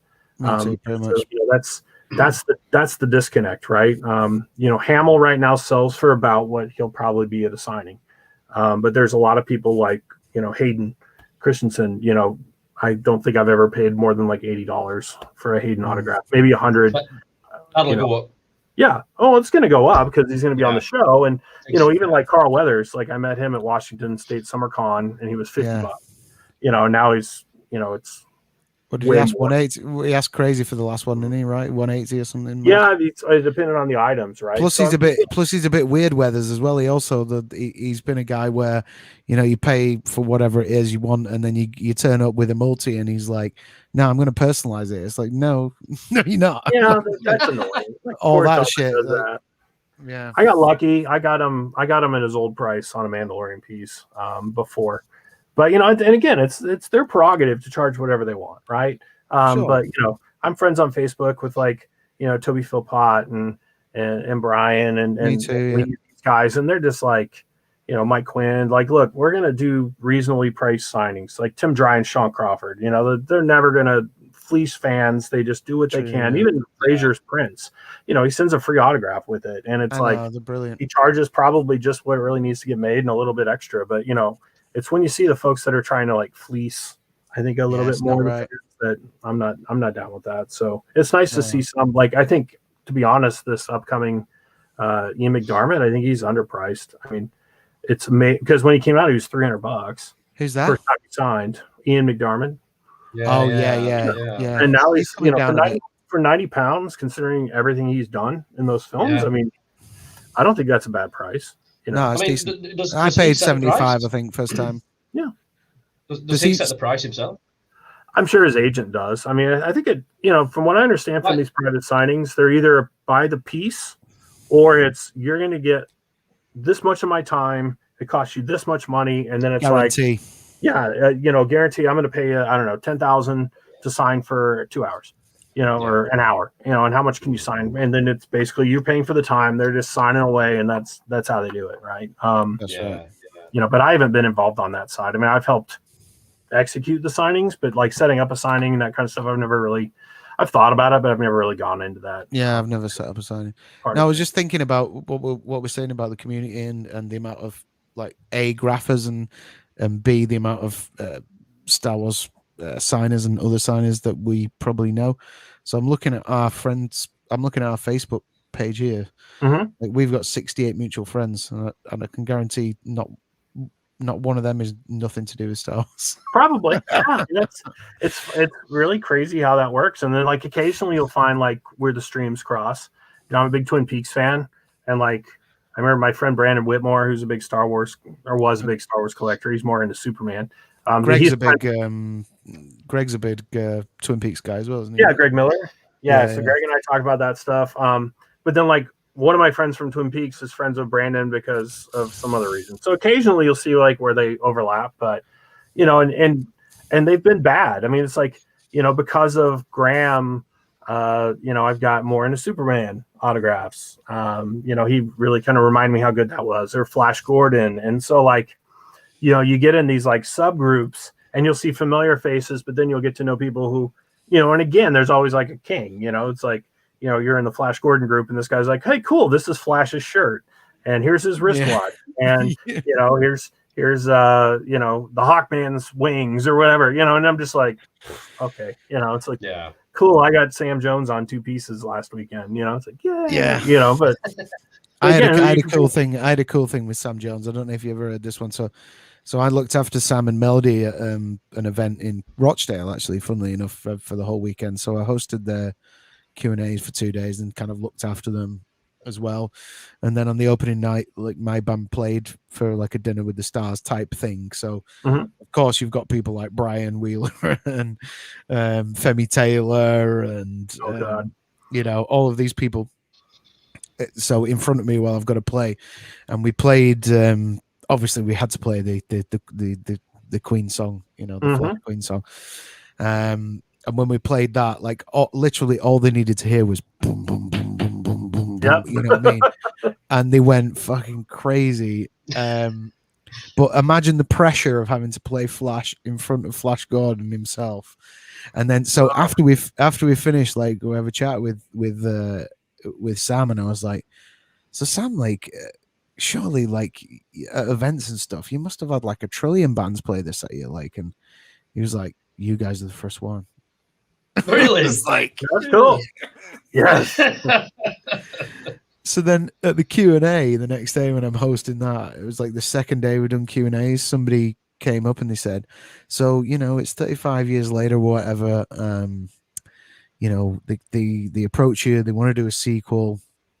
A, would you be interested? And B, how would you, what would you see happening? Who would you want to be involved? And obviously Queen have broken up, so like who would you see doing the score for the new movie?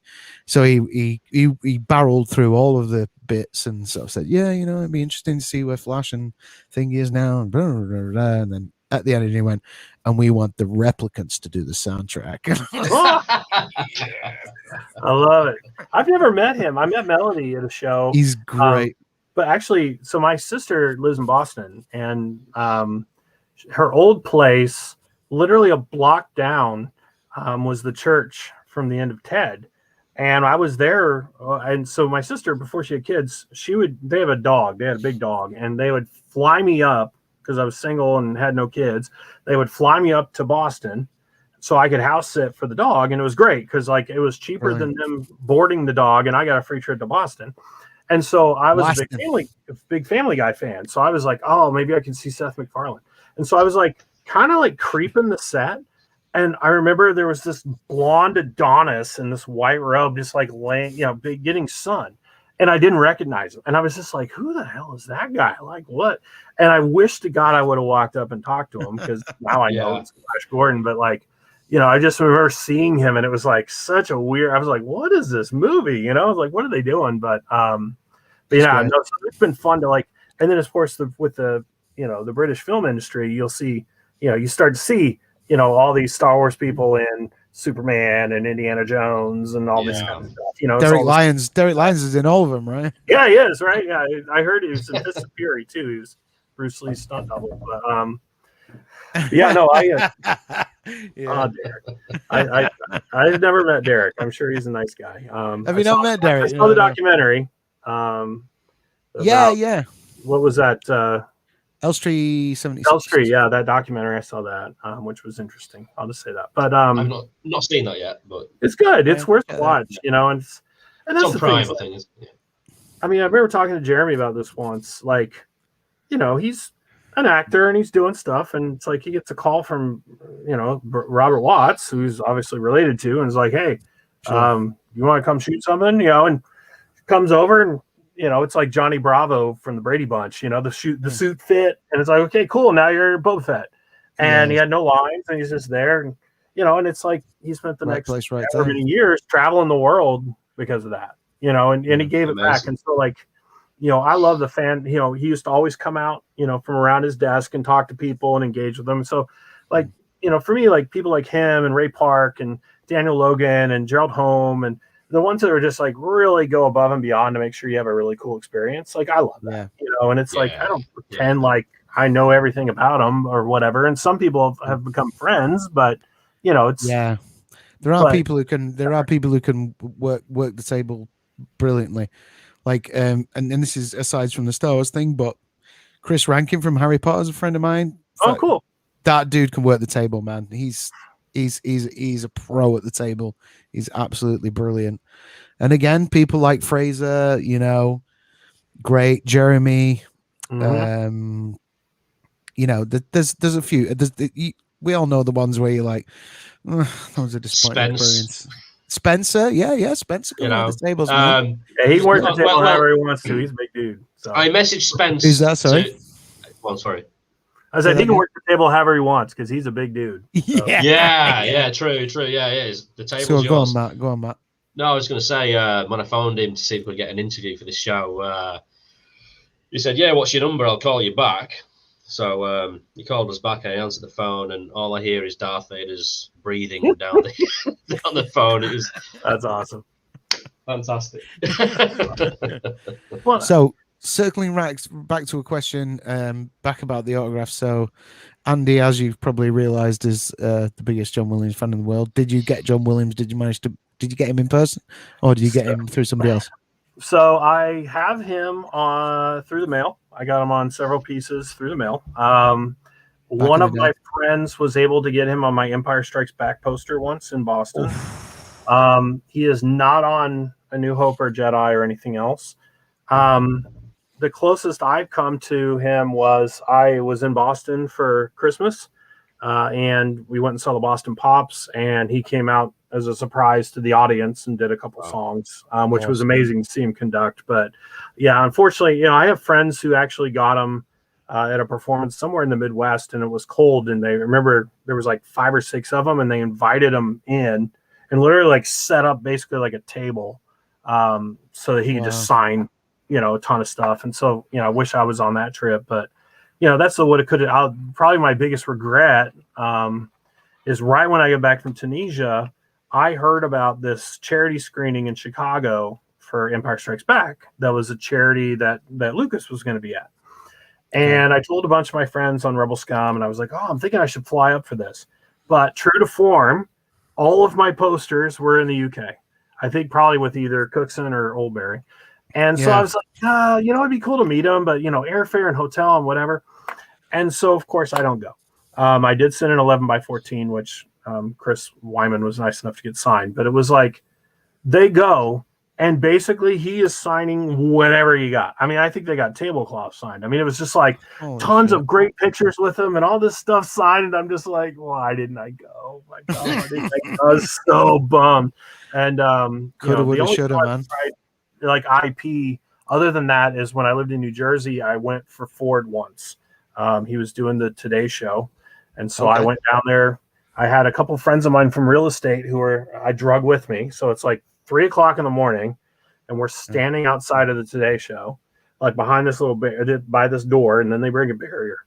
And we had perfect setup. I mean, I had one friend on each side. Each one had one of my OT posters. Like he could go boop, boop, boop. They're done. I'm happy. Yeah. And so we're waiting and we're waiting and waiting. So finally he shows up. And actually, I think it was Helen Mirren was one of the other guests. And so she walks past and nobody had anything for her. She's just like, hi. You've been like, hey, Mosquito Coast poster. Get them both done, man. Yeah. I know, right? Damn it. But so everybody's waiting for Ford. And so he pulls up and he starts to walk over. He's like, sorry, I'm running late, and so he goes in. So we're all like, okay. So we're waiting and we're waiting and we're waiting. And so he comes out and he starts to come over towards, and my heart is beating out of my chest. And then like Callista grabbed him and basically like drug him back to the SUV. He's like, I'm sorry, I got to get to the next place. And I was gutted, and so that's where like, I feel, like Gilbert's one of my best friends, and like that guy has gone above and beyond for me to get stuff signed. And it's like, people are complaining about consignment prices and that kind of stuff. Like, they're putting in a 13-hour day, and if I'm lucky, I get something signed, right? And he does it. I try to use people to do it the right way. Like you're never going to see him on, TMZ being rude to a celebrity. It's like he's respectful, he's cool, he does what you want him to do. It's always the Leroy Jenkins of the groups that come in and screw it up for everybody. They start going over the top or whatever. But yeah, it's a totally different animal. I don't know. So I've been unsuccessful with not paying for autographs. So now I just pay for them. It's easier. Yeah. I've been successful on the street with a few people, Willem Dafoe, a few others. Like that's cool. But But yeah, did you manage to get the autographs with the Back to the Future guys the other year? Paddy? Yeah. I didn't get Zemeckis, but I got Alan Silvestri and Bob Gale.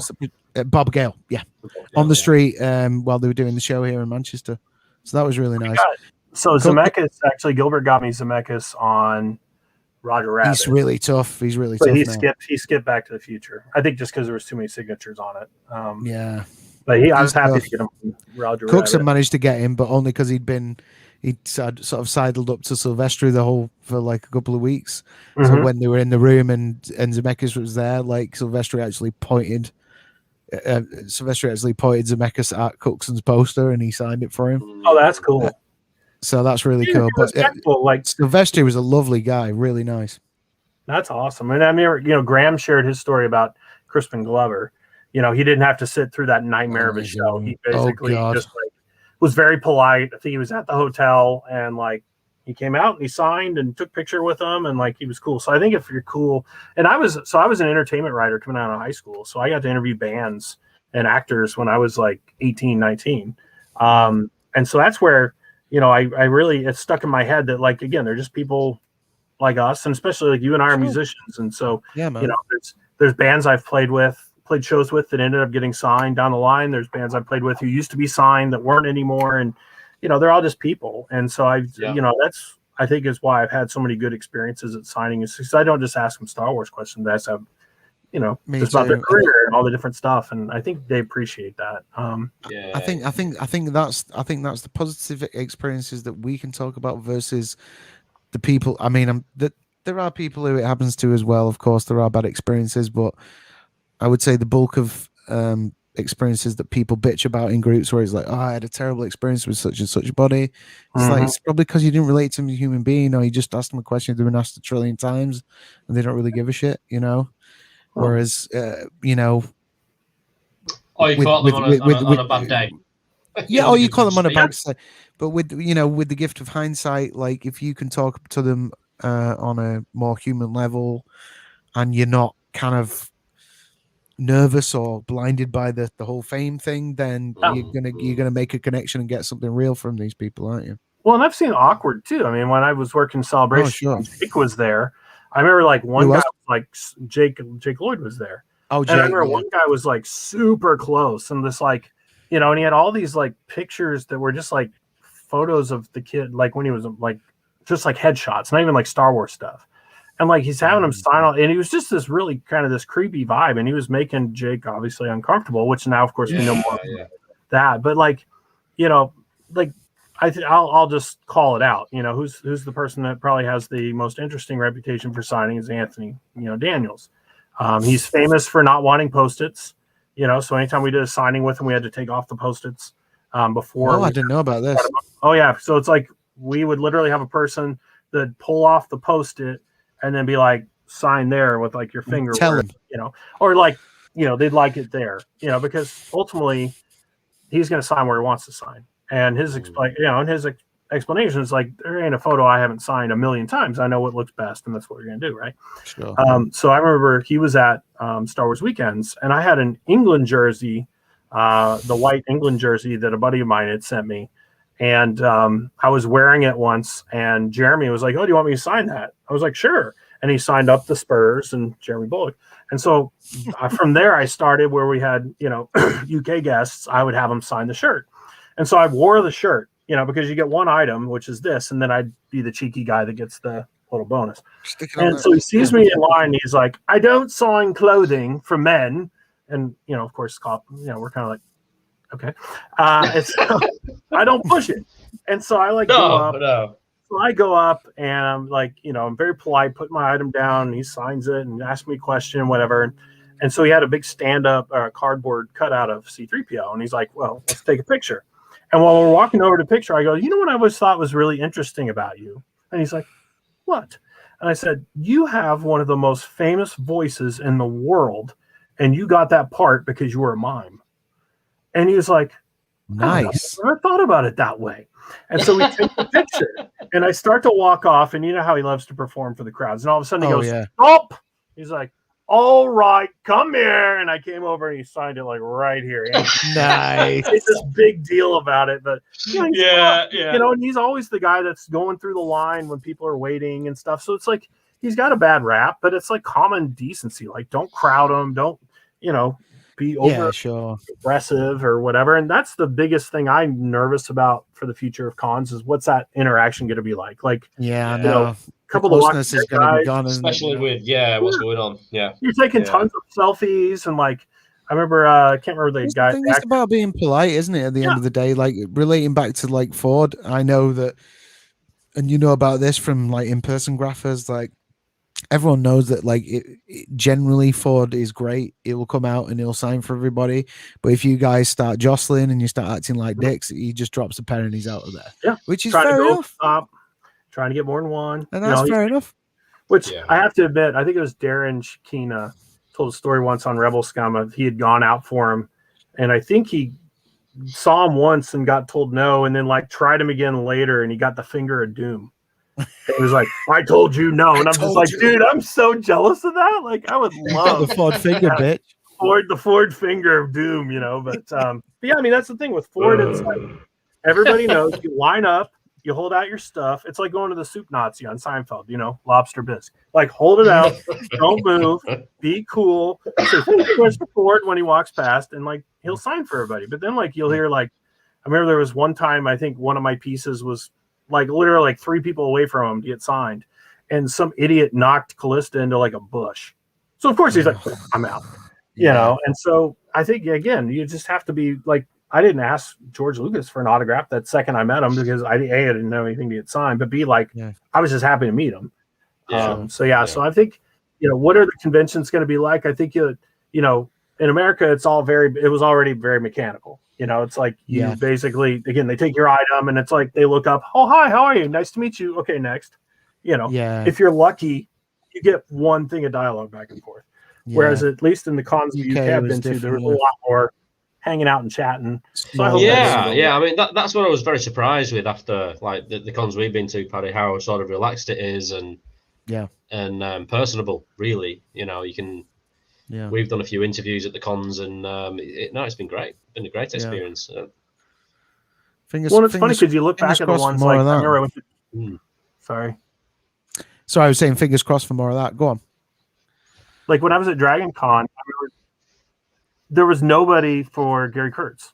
It was like at the end of this giant row, and Dragon Con, they had this huge room, and there was like Battlestar Galactica people, there was True Blood people, and then there's like.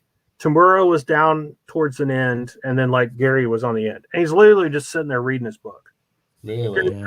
And so like I walked up and I chatted with him and got some stuff signed, and like I didn't overstay my welcome, but it was nice to be able to chat with him, right? And like looking back, I'm like, there's a line out the door to meet, you know, this person, but you have Gary Kurtz sitting there just twiddling his thumbs. And I saw it with like crazy. Even like Robert Watts in Orlando, you know, again. He was busy, but he wasn't as busy as he should have been. You know, Ben Burr. You know, it's pretty crazy. Legends. You know how that works. Yeah. Well, there you go. I mean, I guess, guys. Gee, we've talked up a storm here. This has been absolutely amazing. We're at the 2-hour point. I think we should probably wrap things up. Have you got any final thoughts? Final questions from Matt or Andy for Bret? Like we were going to make Fan Focus like a one part of the whole show, but I know, right? As soon as we got passionate about all this stuff, I'm like, I don't even want to talk about. I don't even want to talk about the negative Star Wars news now. Fuck that. This has been one of my favorite episodes we've done. Oh, really? Cool. Yeah, I just love. Well, and this is what it's about, right? It's like sitting around talking shop. I mean, that's the best part about again going to the cons in England. It's cool to meet people. It's cool to get stuff signed, but I'd much prefer. I would kill to be in the pub having a pint with everybody afterwards. You know, that's where the real fun is. And we're all flipping through each other's books and looking at each other's pieces and like, oh, that's great. And you're like, asshole, overbid me. You know, it's like, you sniped me on that, you know, the Ford sniped me. You switched me. So no, I think I'm not signing. I'm done. I'm done. I hope I get him. I really do. Me too, man. Really white whale for me. You know about me. You know about my project. So we'll finish on that. You know, I've told you about my project. Have I not told you? So my documentary project, Finding Ford. No, I don't think I've heard about it. So this is my passion project. It's like a fan's journey, finding Ford, one man's journey to find his hero. So it's me talking to, you know, any actor, producer, director that's worked with Ford over the years, and then the idea is that I meet him at the end of it. Music composed by Andrew Barraclough. Nice. And look out for this film sometime in the next 10 years. Let me know. That's great. Yeah, man. Anytime. I just have one quick question for Bret. Go on. When you said you got the John Williams through the mail, was that when you were sending it to Boston? The Boston Symphony Hall address? It was the Boston Symphony address. Yeah, and this was years ago. I mean, we're talking about doing it now. Pardon? He stopped doing it. There we go. Period where some people were getting lucky. Cool. There's the Finding Ford website. I love it. I'll check it out. www.findingford.com. Well, even Ford, you know, people have been posting some through the mail successes for him. I've never. No, lucky bastards. I know. Well, you know, I was happy for Greg. I was happy for Clinton. You know, it's cool when your friends get that, but like, I would love to have something like that. I've only ever gotten the preprints, but you know, he comes to Wichita, Kansas for airplane maintenance, and so I know where he goes to eat. So like, if I ever wanted to kind of stalk him, I suppose I could do that. But let's do it, Bret. Let's go. I know, like I'm down. Or else when the Lucas Museum opens, I imagine they might have a good guest list. So I'll get a flight over there. Let's do it. Are you up for a road trip and a plane trip, Paddy? Oh hell yeah! Absolutely. I love it. Well, and I need to get back to Ireland because when we went there, you know, we were actually it looked pretty good for Skellig, and then we got the news nobody wants to hear the next morning. Which was sad because it's I was going to propose at the top of the mountain. So instead I proposed on a hill with that in the background. So thankfully she said, that's nice. Near enough, touching distance. And there you go. Full circle. Fandom, marriage, Star Wars. Well, it was funny because we went on a trip. We went to Iceland, England, and Ireland. And, I work in film locations, but I can't make it all we do because otherwise I get in trouble. And so we'd been in Iceland and we'd been together for a while. So she was kind of thinking, this trip might be where it happened. So we're in Iceland, obviously, waterfalls, beauty, no proposal. Okay. So then we go to, London, and we went up to Burnley for the show, went to Norwich and saw, Pi and everybody. And then a bunch of us, went out to Burnley and saw the gang out there. And it was cool because it was the first time she got to meet a lot of them other than the ones she'd met at Celebration. And again, we're surrounded by all of our friends, everything else. She's like, oh, this is where it's going to happen. Nothing. Right. So here we are like a week and a half into our 2.5 week trip. And so we fly to Dublin. And yeah, exactly, Brian. She wanted to throw in the ring over her shoulder. And so here we are. We land in Ireland. We're in, when we landed, we drove immediately to see the Giant's Causeway, and then we're coming back to Dublin. So again, Giant's Causeway, that's what it's called, right? Yes, it is. Yeah, we're going there next year. Yeah. We're out there, we're taking pictures, and then we're walking out of the car, and she's just acting all aggro and me. I'm like, what's wrong? Well, nothing. She's all mad because again, she thought I was gonna. And so that was the longest drive to Dublin ever, because it was like literally she's like not talking, she's like pretending to be asleep or something, and so finally it was literally like the second to last day of the trip, and she was like, well, it was about damn time, so otherwise I think she would have thrown me out of the plane over the but yeah, so I hope to get back there, and I did get to see some of the locations, but I want to go to Skellig, so next time, let's do it. That and Tanglewood. Or is it Tanglewood? Right. What's the forest in England where they've shot the Kylo and Rey scenes with the really cool wood? And I don't know. I thought that was it was Takadana. Yeah. Oh yes, yeah, I know what you mean. I'm not sure. Yeah, I think it was because it was by the it was Takadana, but yeah, no. So they filmed that. I know what you mean. Where they go through that sort of rocky. Yeah, BB-8 rolling around and all that. Yeah. It's a national park, but it was closed like weird days. We weren't able to go, but we got to go to the area to go to the Air Force base was really neat because that's that's a really cool. And like Skywalker Ranch was obviously probably Skywalker Ranch, so that was probably the best day. Ever. Shit. We've not even talked about Skywalker. Okay, really... right. Listen, you talk about Skywalker Ranch. I will be back in 2 minutes. Talk about Skywalker Ranch, then we're gonna have to get out of here. We're past the 2 hour point. Talk about Skywalker Ranch. I'll be. Oh, sorry. So So on that on a California trip, again with guys, autograph guys. I think it was Hector that basically set up.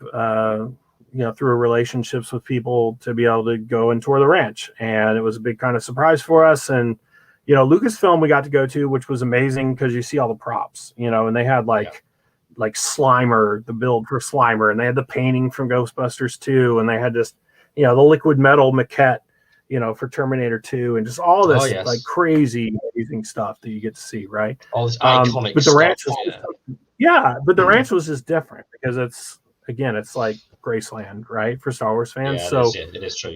We had a beautiful day. We were very lucky. We killed the gift shop, just destroyed it. We bought so much stuff. It was stupid. And then actually when we were eating lunch, we bumped into Ben Burt and got a picture with Ben because he'd signed for our group before. And then actually bumped into Matt Wood and David Accord. And Matt, I know pretty well he always came to Star Wars weekends, but then I've just gotten to know him over the years. And so he's like, what are you doing here? We're like, we're doing this tour and blah, blah, blah. Right. And so we got snuck into Skywalker Sound. Hopefully I won't get Matt in trouble, which is literally like their little studio office.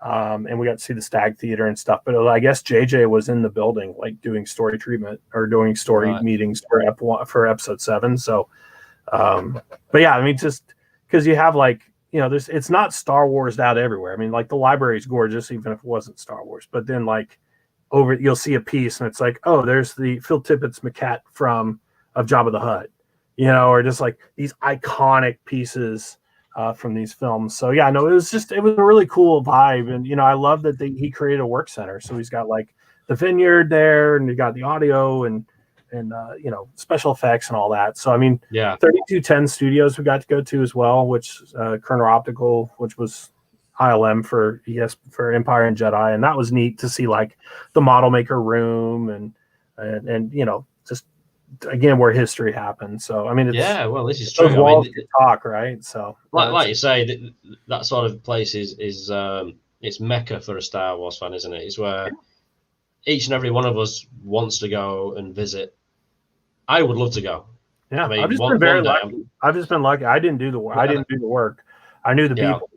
I knew the right people. But... Can you, as a fan, literally just can you buy tickets? Can you just no? Okay. No, you can't get into Skywalker Ranch. You can get into the lobby of Lucasfilm, so you can get a picture with the Yoda fountain and all that. But we actually had 2 crew members who got us into and took us around Lucasfilm and ILM, and then we had 3 people that were associated with the films that managed to get us into the group, because we had a larger group. That's the other thing. So yeah, very, very cool. You see, I'd rather go there than to Disney World, the Star Wars thing they've got there. Yeah, I haven't been to Galaxy. I don't recognize that. I recognize Skywalker Ranch. I want to see where this movie was made, where the brains came together to make this movie. I know we were talking about like sequels, and I don't want to get into I think that was a big miss. I'm a huge Disney fan, but I think long term, people, I mean, I get it that they want you to be able to feel lost in this space, and with the new resort, like you're literally on a spaceship and now you're literally in this other place. Yeah. But who wouldn't want a speeder bike ride? Who wouldn't want the Mos Eisley Cantina with the Cantina band? Play the same song again. I mean, who wouldn't want that? Family Guy. So I haven't been there, and I'm sure it's amazing, and I'm really excited to check it out. But there's an old fan graphic that's, I'm sure you can Google it and find it, that was like an idea for a Star Wars theme park, and it was just, I've seen that. It's just perfect. It's like Hoth, and you had all the different things, and so I mean, Star Wars is forever, but to me, the classics are going to be that. But that's also my age. I mean, I've met people that are like, "Oh, I love the prequels more than the OT." I go, when I hear that, but if that's what you grew up with, it's like Doctor Who, right? I didn't grow up watching Doctor Who, so I like the Tennant years and the Matt Smith years.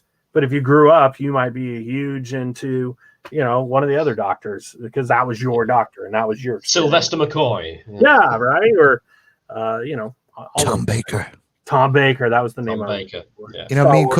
Me and Cookson spent 3 hours with Tom Baker. I assisted Cookson with a signing with Tom Baker. It was amazing.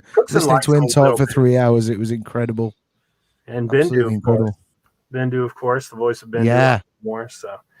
Yeah. So I mean, I don't know. I've been very lucky to get to have really cool experiences that Bendu's the Uncle Bendu's the godfather of graphing as well. Yes, he is. Yes, I actually won a contest from him, and I got a little piece of Crate Dragon from him. I remember. Nice. Yeah, Pete's been at it forever, and that's the thing. They're just the OGs, K9 and Graham, obviously, and Rich Rodriguez, and a lot of these guys, and Vinny Pizzini, and so it's I full think respect to those guys. Yeah, the reason the reason those trips happened, the reason we got to go to Lucasfilm, the reason we got to do this stuff, was because as a group, when we did signings, we were respectful, and they could tell we were huge fans, and we didn't just throw a bunch of stuff on eBay. It was like for us, and we want to hear the stories, and so through that, our group and really fandom has been able to build a really good relationship with a lot of these guys, and that's where for behind the scenes, all of a sudden it's like, well, who haven't you met? We haven't been able to talk to so and so. Oh, okay. Well, I'll introduce you. And that's how then you get other signings. So I mean, there's been a ton of work that a lot of people have done in the background for years to be able to bubble up a lot of these folks. And even I remember Cookson mentioned he was trying to get Katie's brother to sign forever, and Graham, I think, said something. So, I mean, it's, if you treat people with respect and treat the films with respect, good things happen. So totally. Yeah. And long may it continue. Right. Brett, thank you very, very much. Yeah, let's do it again real soon. Yeah, man. It's really good to see you guys. And thank you. I'm really great. honored that you have me here. And it's always fun to talk Star Wars. So it is. Quick plug, if you want to see more of the film locations, it's Instagram. Yes. I'm in the movies. I am INTHEMOVIES. I have completed scanning all my Star Wars autographs. I'm probably going to set up an Instagram where I share one a day or something. So that's going to be like, but I never wanted to have a big old, website with here's all my stuff. Cause to me, again, that's just there's always a bigger fish, right? So it's no thanks. Instagram's a good way to go. I think I'll share a few fun pieces and if there's good stories behind them, but definitely long live Star Wars. And thanks you guys for having me. So, and hey, thank you for being happy St. Patrick's Day. Yeah, same to you. Same to you. Yeah. Happy. Don't have any Guinness. That's the only problem. It's 3:20 here now, so maybe I will. So crack water right now.